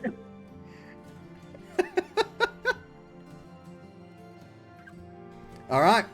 So yeah, with that, what's the plan with the captives, the unconscious, the sleeping, the wounded, the dead? Who wants to go first? Would Just gonna call out to tie up the unconscious and sleeping people while he grabs the recruiter to kind of prop him up against the wall. All right, Balaam, you had something to say? would Balin see this goblin running away? More than likely, he will probably make himself known as he, starts to skitter down the street. He's going to yell out in Goblin, "Halt! Unless you want to be run through."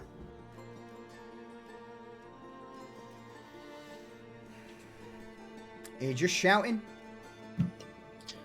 He's gonna ready his arrow as well, just in case he makes another move. He'll let one go. All right. Roll me an intimidation check. Let's see how. Oh, this is not gonna be good. You've got to beat a 5. Okay. And a 5 was beaten. As the goblin begins to skitter down the cobbles, he hears this call out in Goblin behind, and immediately he freezes. His hands shoot up in the air. His sword clatters to the ground. He's like, "Hide! Oh, no, run through! No, run through!" Then Balin's gonna move up. And basically, he's gonna tell the goblin to come back to the well. All right. So it sounds like you're getting everyone back together in a nice, neat little pile. Dead guy, will throw him off to the side for the moment. Yeah,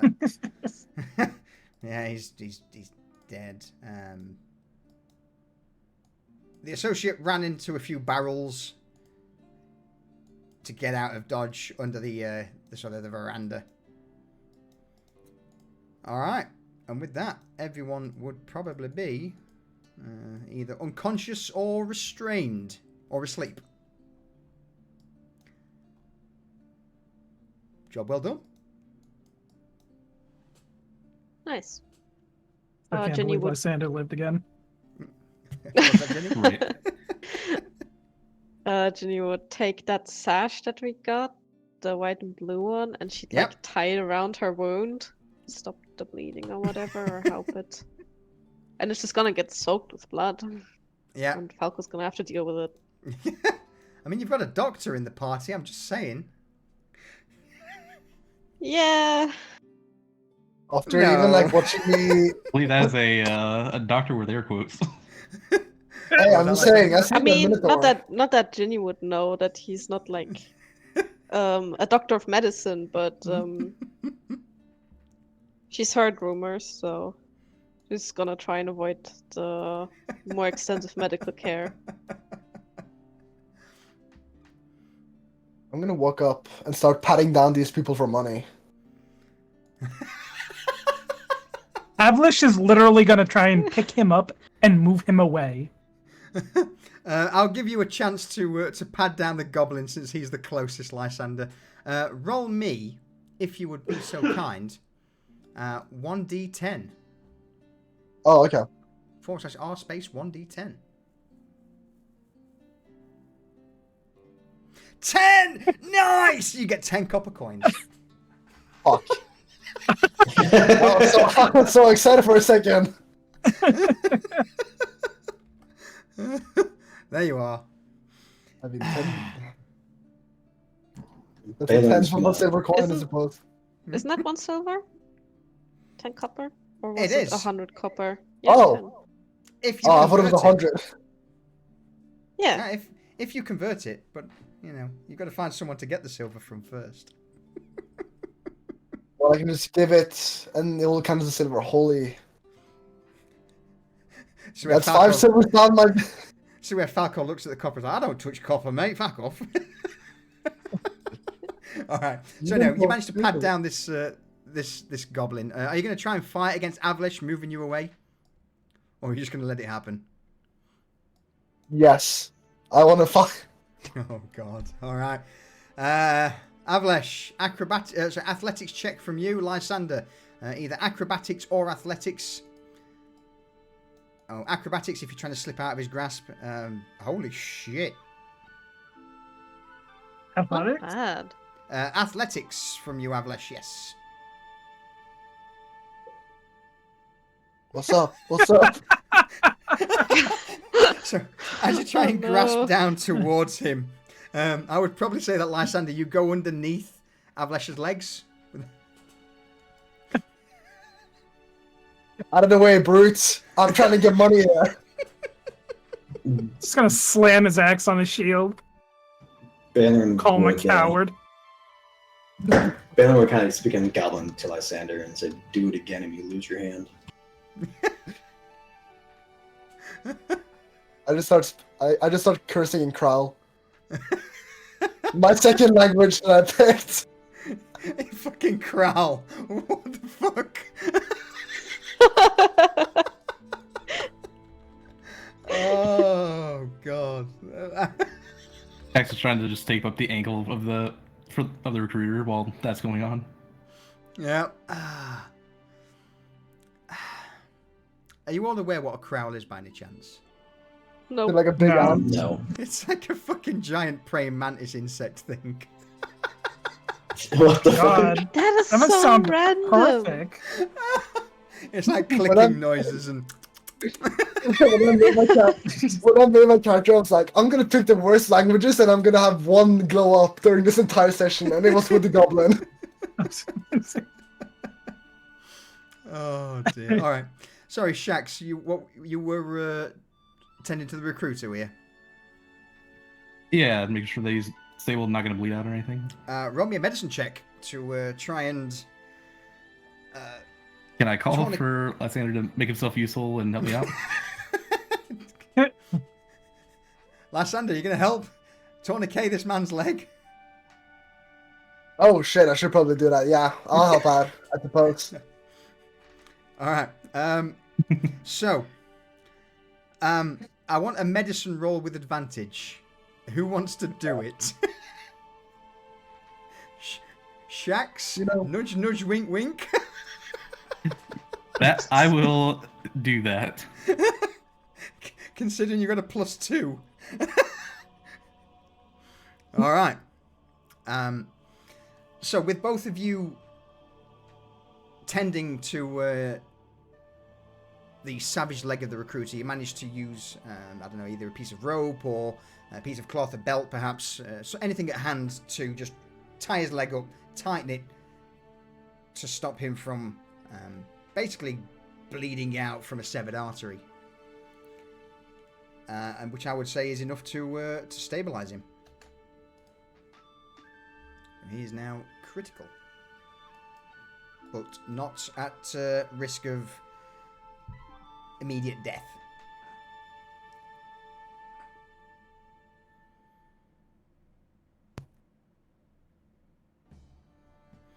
So, Yep. I'll try to wake him up and ask him some questions. All right. A few slaps. He's to still the kind of like face. sitting on the with his back. He's still like on the ground, just kind of propped up against the side of the Yeah. wall. He's not standing up. All right, we'll keep that up then.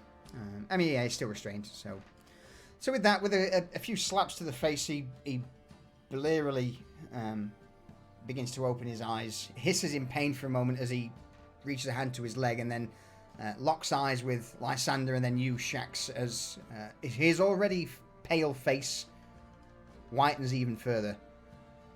Oh, I'm not dead. Not. Yet at least. We're not here to kill you. Fuck. All this stuff that you and yours have been doing in the market row, just got to stop. You're interrupting business, and that interrupts flow of coin, and that can't be happening. Coin? Oh, what coin? There is no coin here. Just shit. Shit and dirty water. Fine. Fine. Now, are there any hideouts? Any place where you might have some friends lurking around? We made a point to not kill as few people here as we could. We'll extend that same courtesy if we can. You got to work with us. He'll begin glancing round at the remaining curse putters. Curse cutters. Fuck's sake. Purse cutters. Yeah, I've got curse stuck in my head for some reason. Purse cutters. And apart from the grisly visage of a man with his chest caved in, you seem pretty much true to your word. So he begins to slowly nod. Hideouts.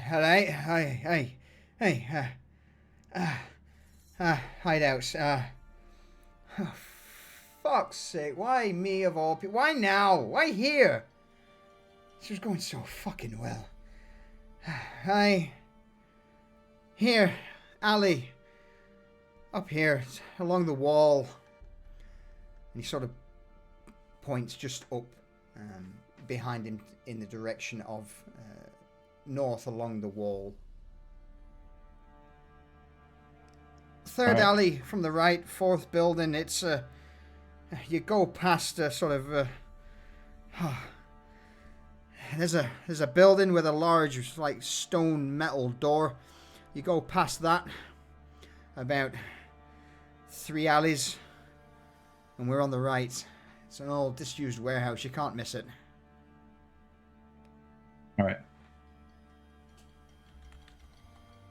Say there's not much trade happening outside of the main street, right?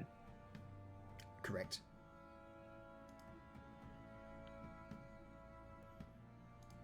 What do you think could help that?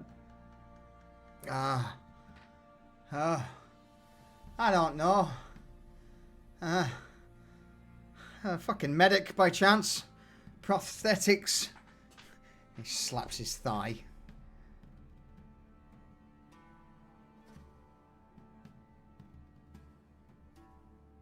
I don't know. The stealing shit is just gonna make things worse. You have more people like this. Alright. Well, look.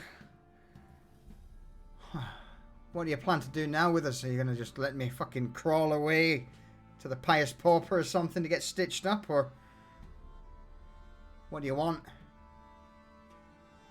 I'm gonna let you have a mull on that for a moment, Shax Lysander, and dump to Balon, Avlesh, and Ginny to see if there's anything that those three want to do while this conversation's going on. Avlesh is going to not shake these guys down for money, but he will be removing all their weapons for now. All right. He will shake down the corpse though. They're dead. Yeah. Okay. Roll me a d20. And you're taking the weapons. Cool. You get a scimitar. That's nice. You get a short sword. That's also nice. Oh, I've already rolled another 20. Holy shit, you're 20. I will say you find a silver piece and 10 copper coins. Shield paid for itself now, pretty much. You find a spear. Could Balern stop him from taking the weapon from the goblin? If he stops Avlish, he won't take it. He's not going to fight him on that. All right. But he will give Balern a look. Balern's just going to kind of hold his hand up.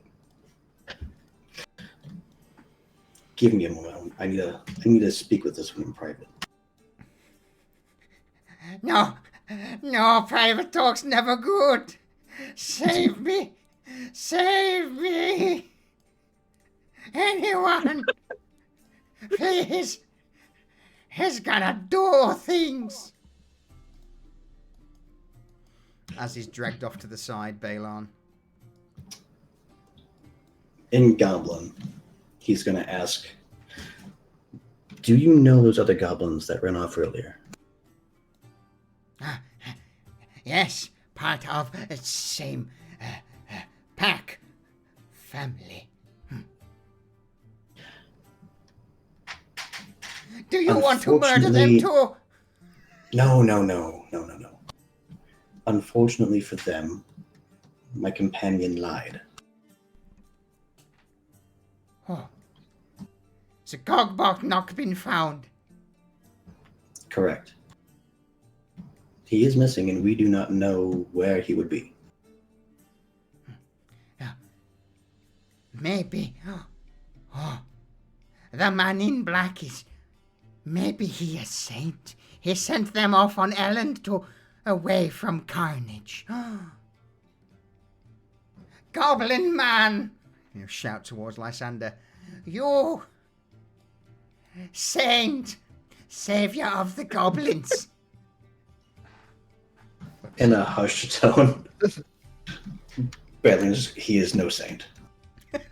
He sent them to their deaths. I turn and push my thumb up to him. You're welcome, I respond in Goblin. Balon, roll me a persuasion. Lysander, roll me a deception. Fucking rolling against him. I have advantage in deception. Not advantage, I mean, what's it called? I have a double one. Motherfucker. Expertise. Yeah. He's got expertise in deception. Oh my god. Oh, this is where Lysander starts his own fucking goblin cult to worship him. If I can't pay Gary one way, I'll pay him back with an army. Oh, no. At this point, Balon, as your words seem to fall on deaf goblin ears, as he's just looking over the unconscious and shackled group with reverent eyes towards Lysander. So kind, so thoughtful. Spread the word about me to your fellow goblins. I am your savior, your messiah. And what is the name of the Messiah? Lysander Crow, Doctor of the Goblin Kin.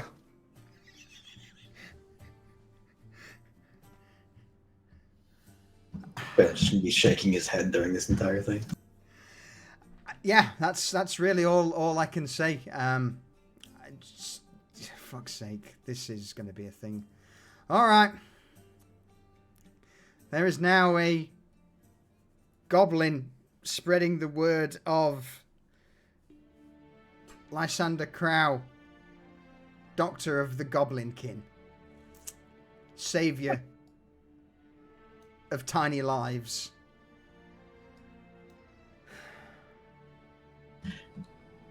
Balin's actually going to take this opportunity, give the goblin 2 silver, Oh shit, okay. and say that if he needs work, to find him in the sewers. Him and all goblins. Oh, subvert the cult. All right, the goblin will happily take the 2 coins, and as he bites one of them with his only tooth, holds it up towards the lantern light, looks at it, rubs it a few times. Silver coins. I keep. I go. I come back. Sewers. And he's going to let him free. All right. Congrats. That is. I'm gonna. Fuck's sake. This is Poppo. Poppo. And he is now your fucking goblin contact and the first acolyte of the almighty Dr. Lysander Crow, Doctor of the Goblin Kin and Savior of the Small Folk.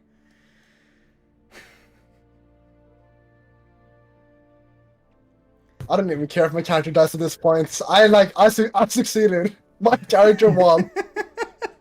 Won the RP. I want. All right. So yeah, I think at this, Ginny, anything else that you wish to add to this fucking chaos scene? Yeah, I mean, pretty much she'd just be sitting there watching the rest unfold and having a drink while she's just taking a rest from one of the countless bottles in her backpack. And take a look around on where we could possibly dump that body, since we're not supposed to leave bodies. So that one that won't be getting up on its own. A spot like maybe, I mean, I don't know, wouldn't maybe throw it in the well, or don't people drink from that? That's a terrible idea. Is there maybe like something for the sewers around? Yep. Or... No, so in regards to that, Ginny, since you broached the subject, I am going to say I'm going to leave the disposal of the body to you. However you want to while do the it. others are watching. However, yeah. I mean, that was part of what I was going to do with the. You've got to. Yeah. Bear in mind, the wardens are they see you all as lesser life forms. They don't care what happens in the slums. They've been up there gambling and watching this fight unfold. They've only got their crossbows and muskets trained on you guys. Should you approach them? Fair. The wardens, the city watch, they genuinely don't care what happens in the slums. Unless, of course, you get closer, then it may be entertainment for them to use you as target practice. Well, anyway. Well, I guess I'll just kind of look over at the group. You guys, what are we going to do with the one that won't be getting up and walking away from this? Avlish just kind of slings his axe and goes and starts to pick him up. All right. Hold on, Avlish. Hold on. I have a better idea. So I'm going to leave the disposal then to Avlesh, Balon, and Ginny, because Lysander and Shax are still currently interrogating the recruiter. So, your attention would probably be more on him than what's going on around you, because there are still questions and things you want. So I'm going to jump back to Shax and Lysander for the last few questions for the recruiter, which will give you all time to have a quick think on what exactly you're doing with the dead body. So, Shax, in front of you, the recruiter is... so go on. No, go on. I was ask, do you much care what happens to your friend over there, and just over to the dead thug? Yeah. I highly doubt you're going to give me his coin, but not much he can do if he's fucking dead now, is there? Now, he's just one of the other faceless fucking idiots who... nowhere else to go, lumped into these dark alleys like the rest of us. Someone who perhaps at some point used to be a salesman or What's a your vendor. name? My name? Your name? Yeah. They call me Ledger. As in like the book Ledger. Right. Ledger. Aye. At some point we have to go to your hideout, and we have to break up what's going on here. It can be peaceful if you let it. I mean, I'm not exactly in a position to turn you down, but I don't think Nazara's going to be too happy about that. Nazara? Aye. He, Who's... Well, who is he? That's the question. Some old guy. Leads the cutters from the shadows. Mm-hmm.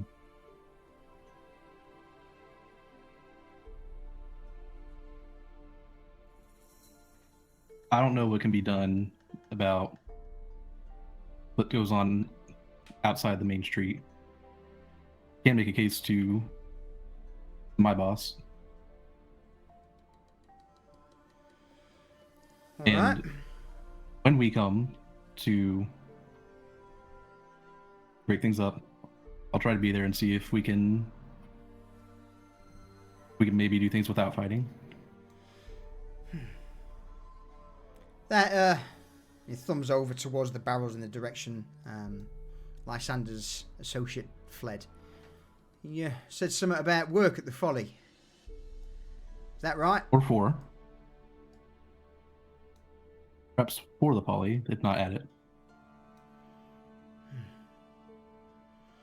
Alright, well, if we can guarantee me drop me off at the Pious Pauper just to get a bit more emotions to the leg, and maybe them lot is the I'll drop by and see if we can do that rather than worry about what's going to happen to the old fucking hideout. Nazara's scary, but you fuckers. Oh, now, I want no more part of that.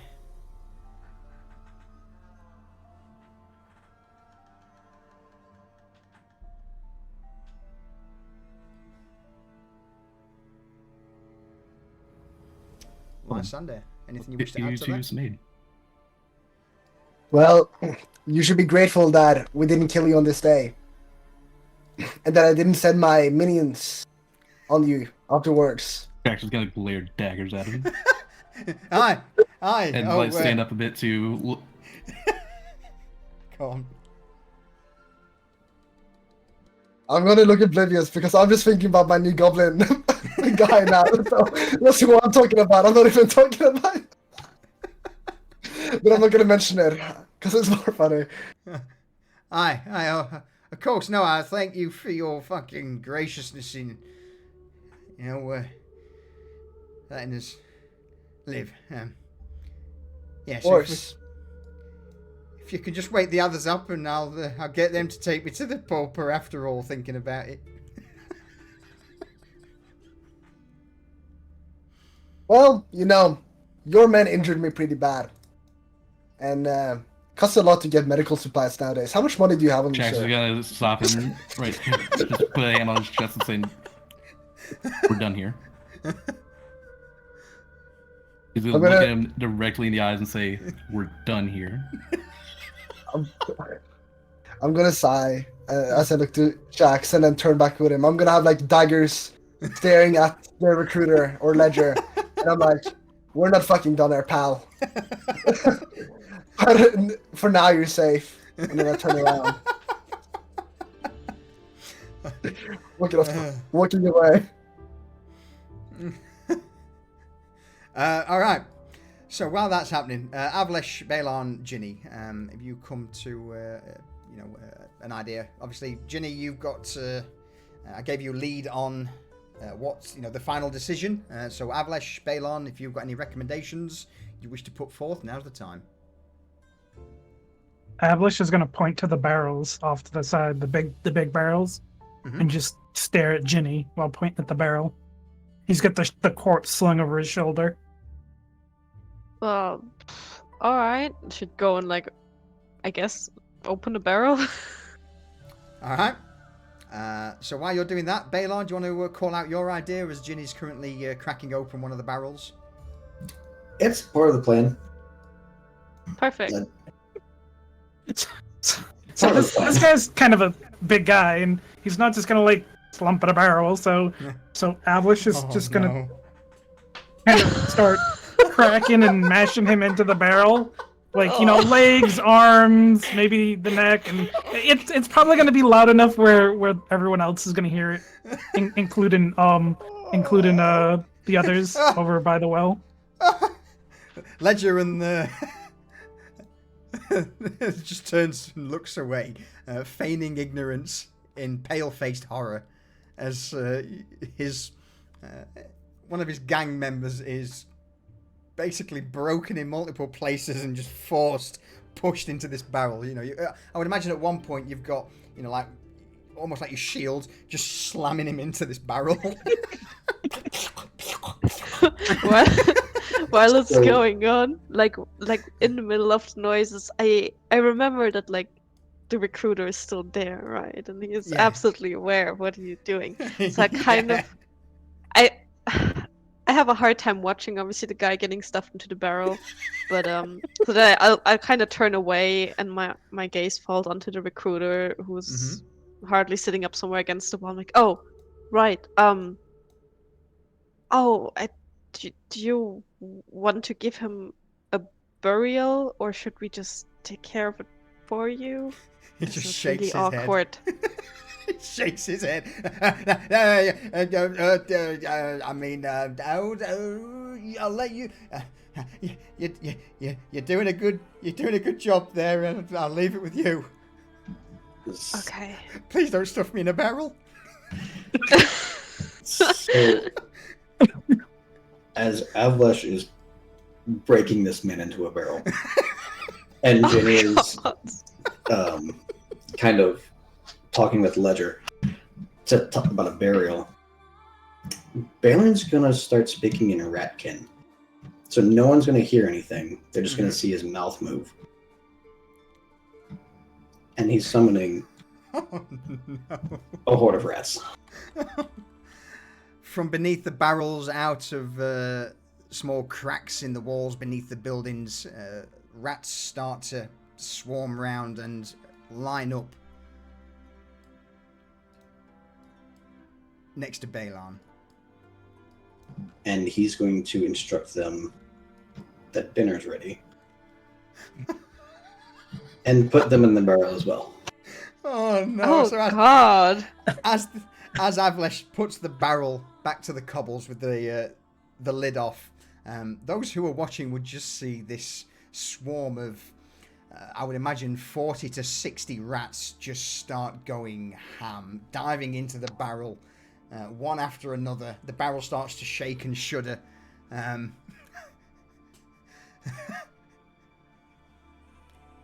Avlesh, I would imagine this is the moment where you sort of clap your hands together, like, you know, job's done.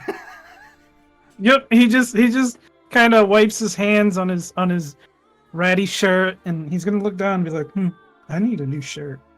And then he's just gonna kind of just stroll away like it's nothing after breaking this man into little bits and shoving it in a barrel. Just doesn't care. As the rat thing's going on, Ginny just looks at the rats, looks at Balon, and you kind of see this like, oh, like in her face, because she'd never got why they called him a rat bastard, and she was too awkward to ask.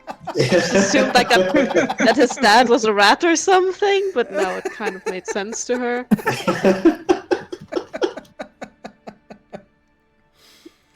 Oh dear. All right, so with that, I think that's probably a good closer for the scene. Lysander, roll me a d20.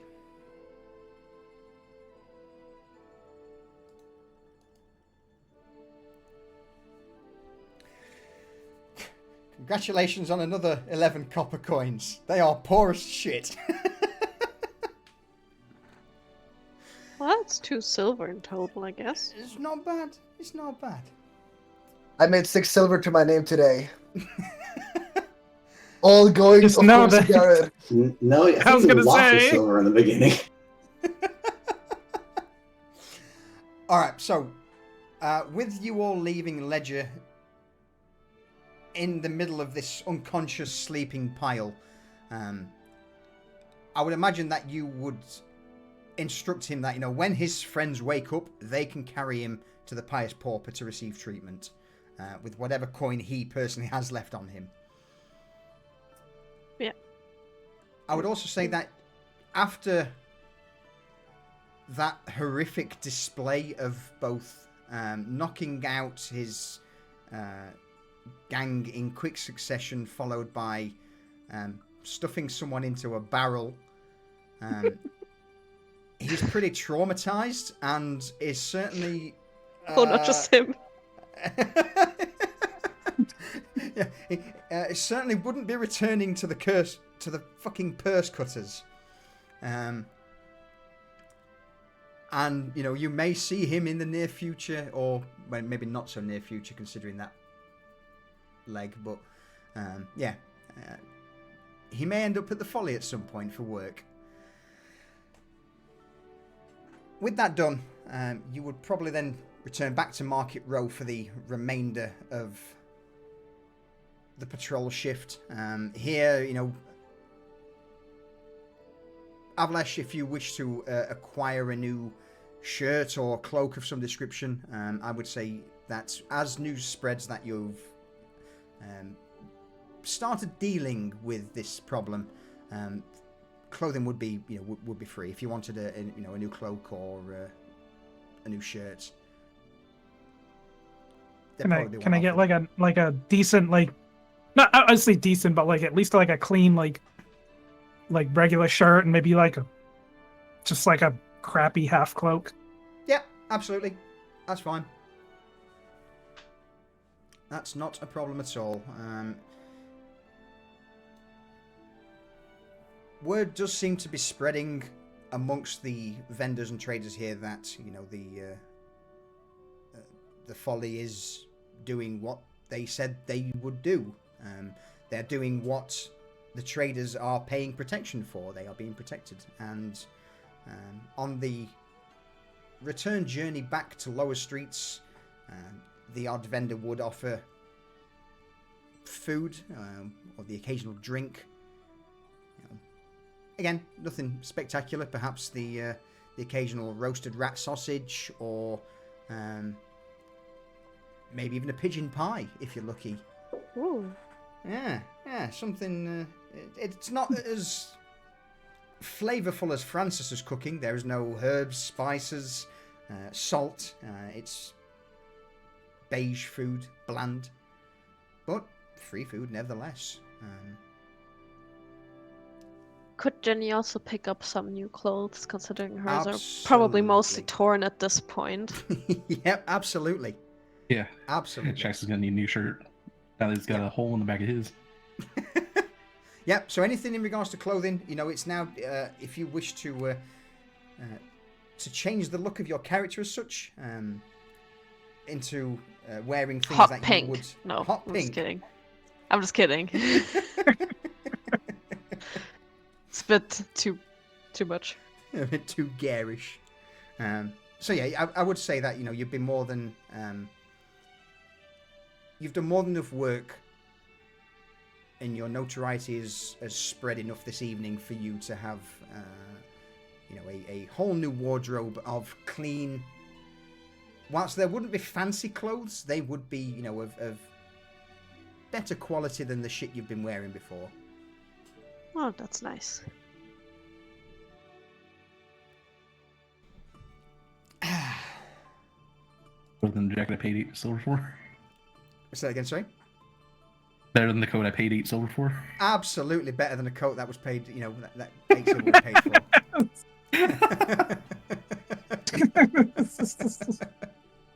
That's harsh. Some nice boots. Yeah. Regular Well, pants. now I have some material to work with. Absolutely. That's a good way to look at it, yeah.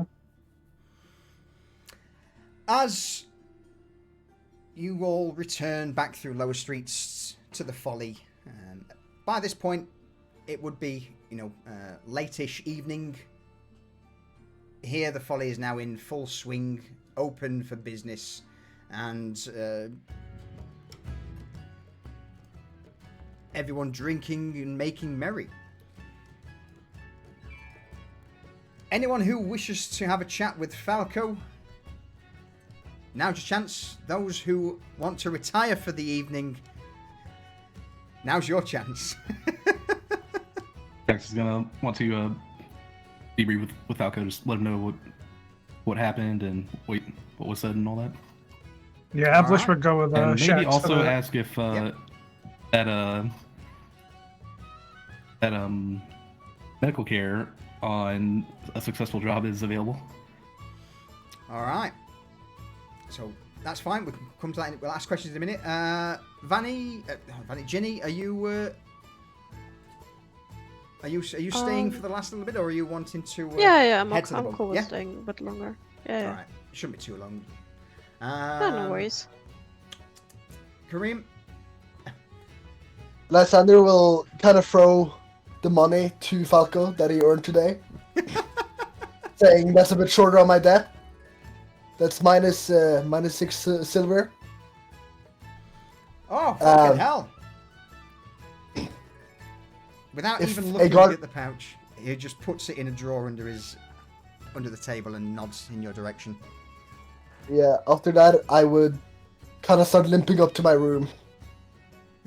Okay. Just slowly retire for the evening, as I am tired. Oh, rest well, Doctor. Rest fucking well. I appreciate the, addition. I just sighed as I continued walking. Oh. I'll turn to the rest of you all, over the shouting and cawing of the tavern. Alright, well, fucking look at all you lot. Flashed out to the nines. You've not been robbing people, have you?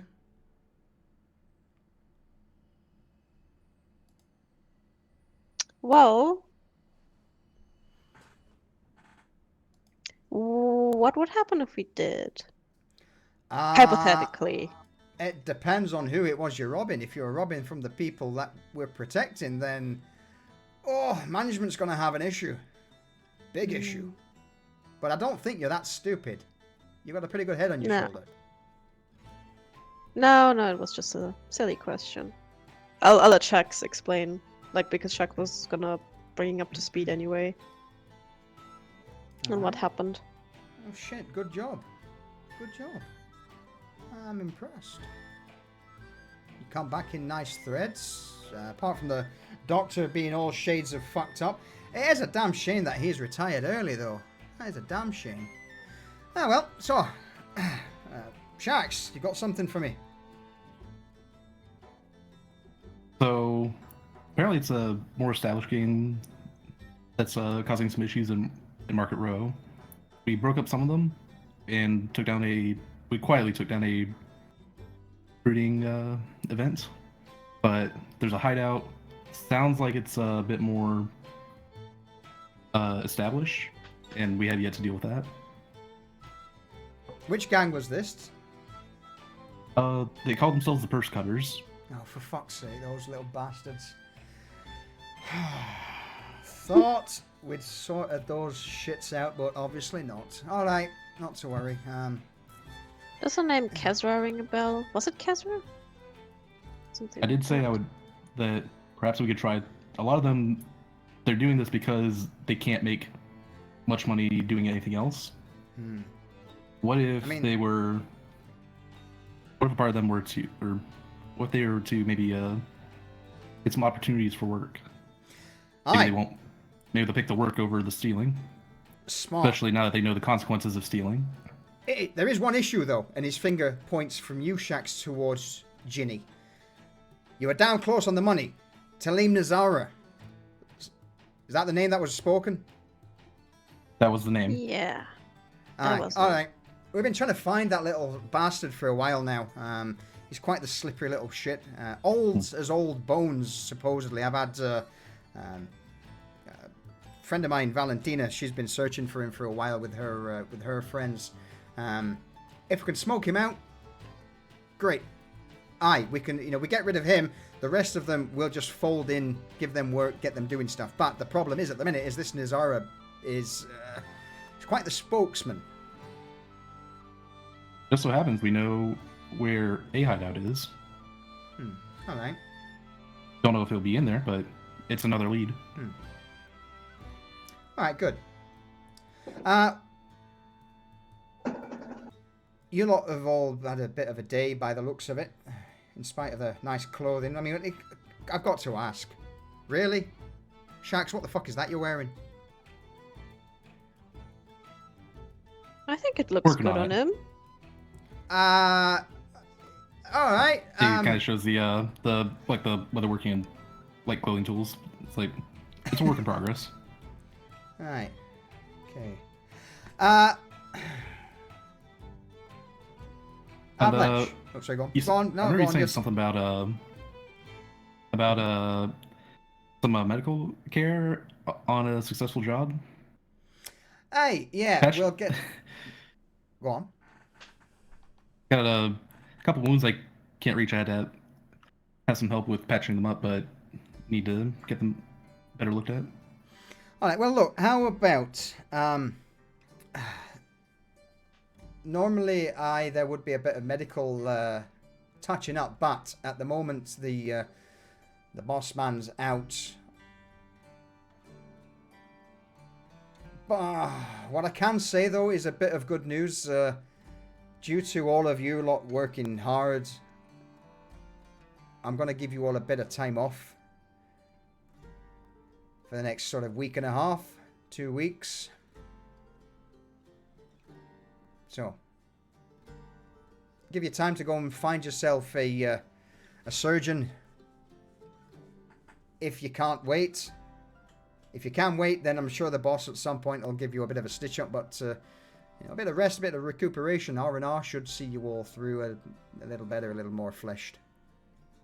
And that also reminds me, measurements. I'm going to need measurements for you lot. I've had a message from, what's fucking Garnak and Rags about equipping everyone with leather armor that we've just had a stock in. So if you lot can get me some measurements, I'll see to it that you're got a bit more protection going forward. Lovely. That would be appreciated. That'd be very appreciated. Thank you. Alright. Hopefully, if it's what I'm thinking of, it'll be sort of the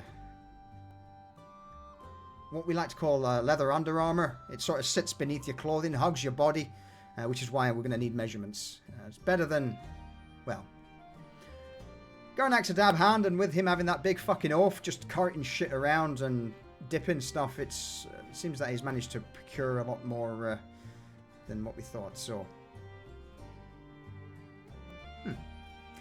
on top of that, good work. Sadly, the doctor's not here, so I can't give him that. It's a damn shame. You got your silver earlier as payment. Here's an additional 3 silver each for a job well done. Oh, Tell the thank doctor you. your job well done. He's gonna let it go to his head. I mean, did the doctor...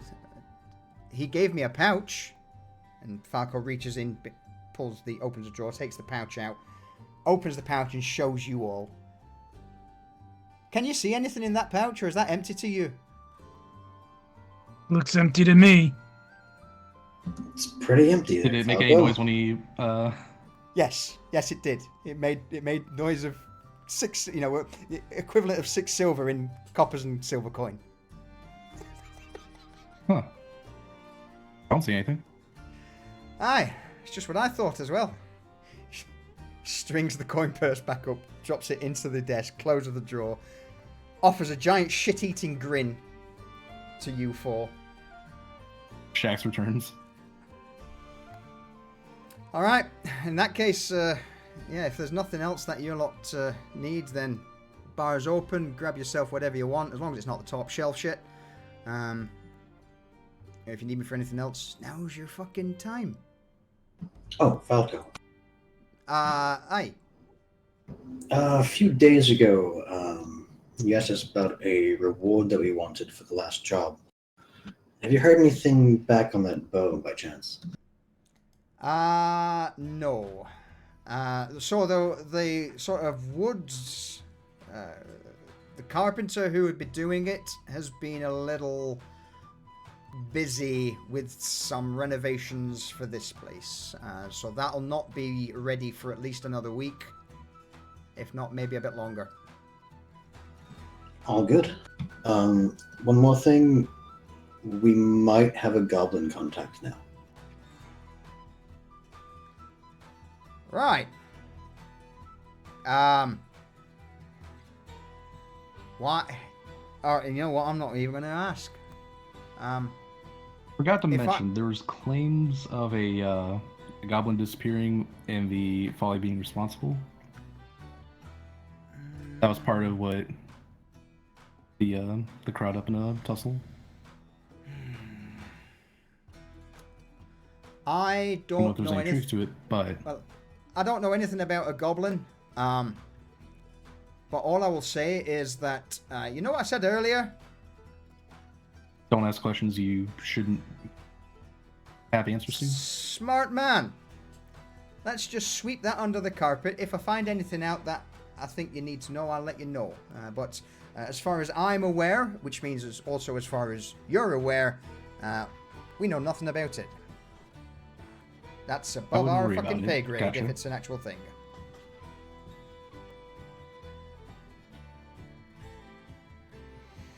Alright. If that's the case, then... Jenny, you good? Yeah. Yeah, here's your fancy sash bag. And I throw it back at him and it's just full of blood. Alright. Cheers. I'll get another one. Great. Yeah, I'll get you another one. Alright, thanks. Lovely. Good night. And Yeah. like she'd go out, limp upstairs. Night, Jenny. Right, Bast. Balon, anything else that you want? I think we're all set. Alright. Good. Get out of my fucking tavern, you smell like an arse. After getting some food and a drink. Well done. Good job. Bailey's just gonna give him a quick grin, grab some food and drink, and go sit off in a corner somewhere. Alright, big lad. He's gonna point towards you, Avlish. You good? Anything? No? Food, drink. Avlish is gonna shift a bit. His backpack is probably absolutely full with all sorts of shit. He's got like weapons strapped to it and everything. He's just gonna nod and get some food and a couple big bottles of not top shelf, but definitely Yeah. something better than like watery ale. Have you checked your inventory by chance? Yeah. I'm gonna. So, I'll say this. Does anyone need? Does anyone need anything? Because if they don't need it, then he's gonna try and start hawking some of this stuff. Alright. I'm good. Jack's gonna want to look at the like daggers and like sharpen. It's something to he might have to rework the shears a bit. So he's got a hand axe, which could probably cut leather in my opinion. Not well, but depending on how sharp it is. He's got a sickle, a spear, a short bow. He's probably going to keep the great axe for himself, and a scimitar.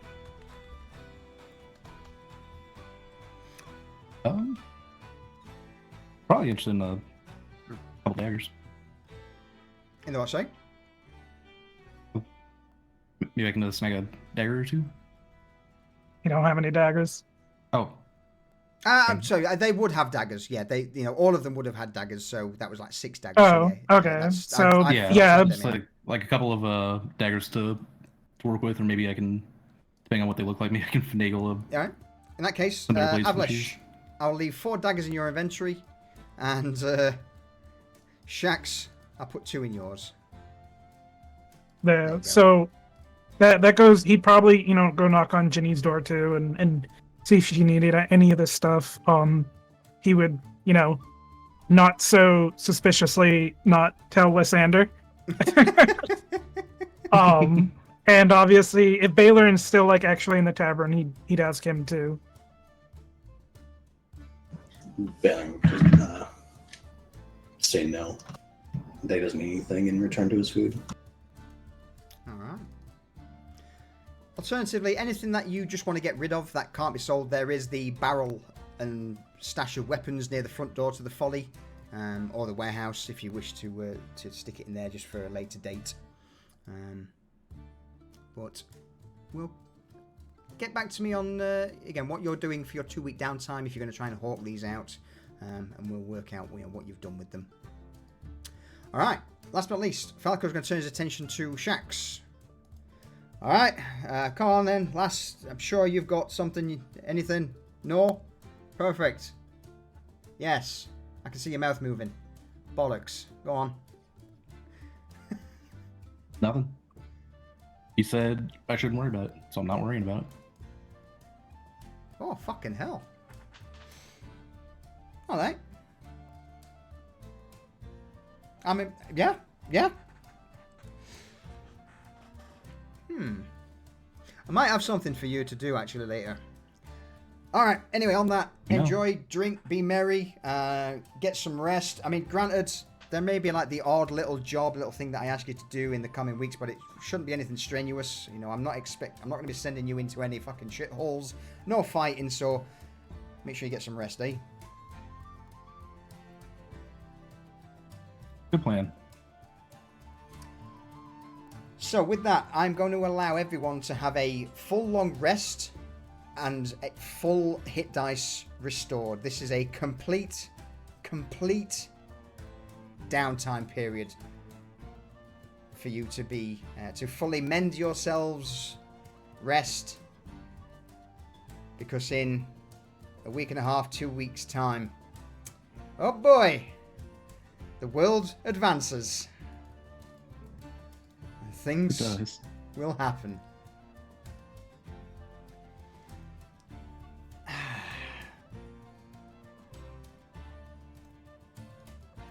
Yes, for those who have been watching the Pariahs campaign, there perhaps is a war on the horizon. Wait, we're allowed to do a long rest, right? Yep, so this is a full reset of everything. A full long rest and a full reset of all your hit dice. Full max HP, everything. You've got basically 2 weeks of getting back into fighting form.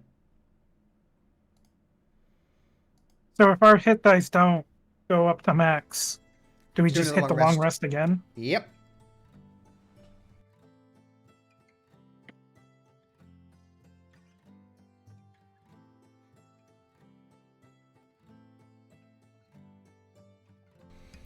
There we go.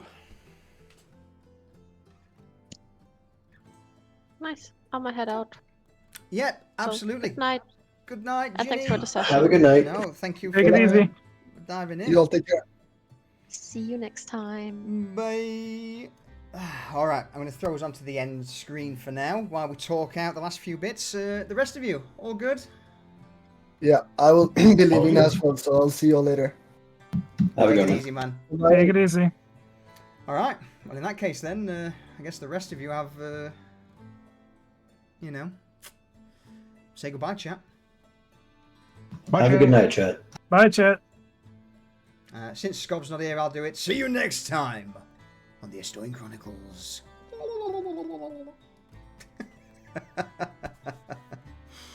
Oh, dear me. All right, everyone. Thank you very much for joining us for episode 7 of Chronicles.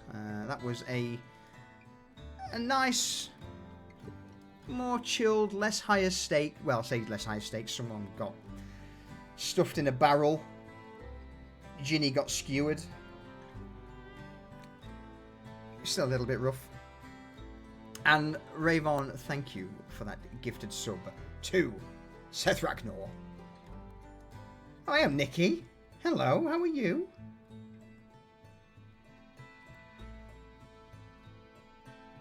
Alright. Yeah, with that, I think I'm going to have a look at closing us out. Have a look at the old Twitch. See who else is streaming.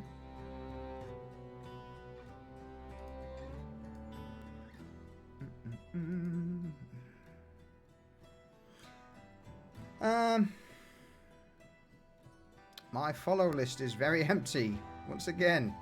But you know what?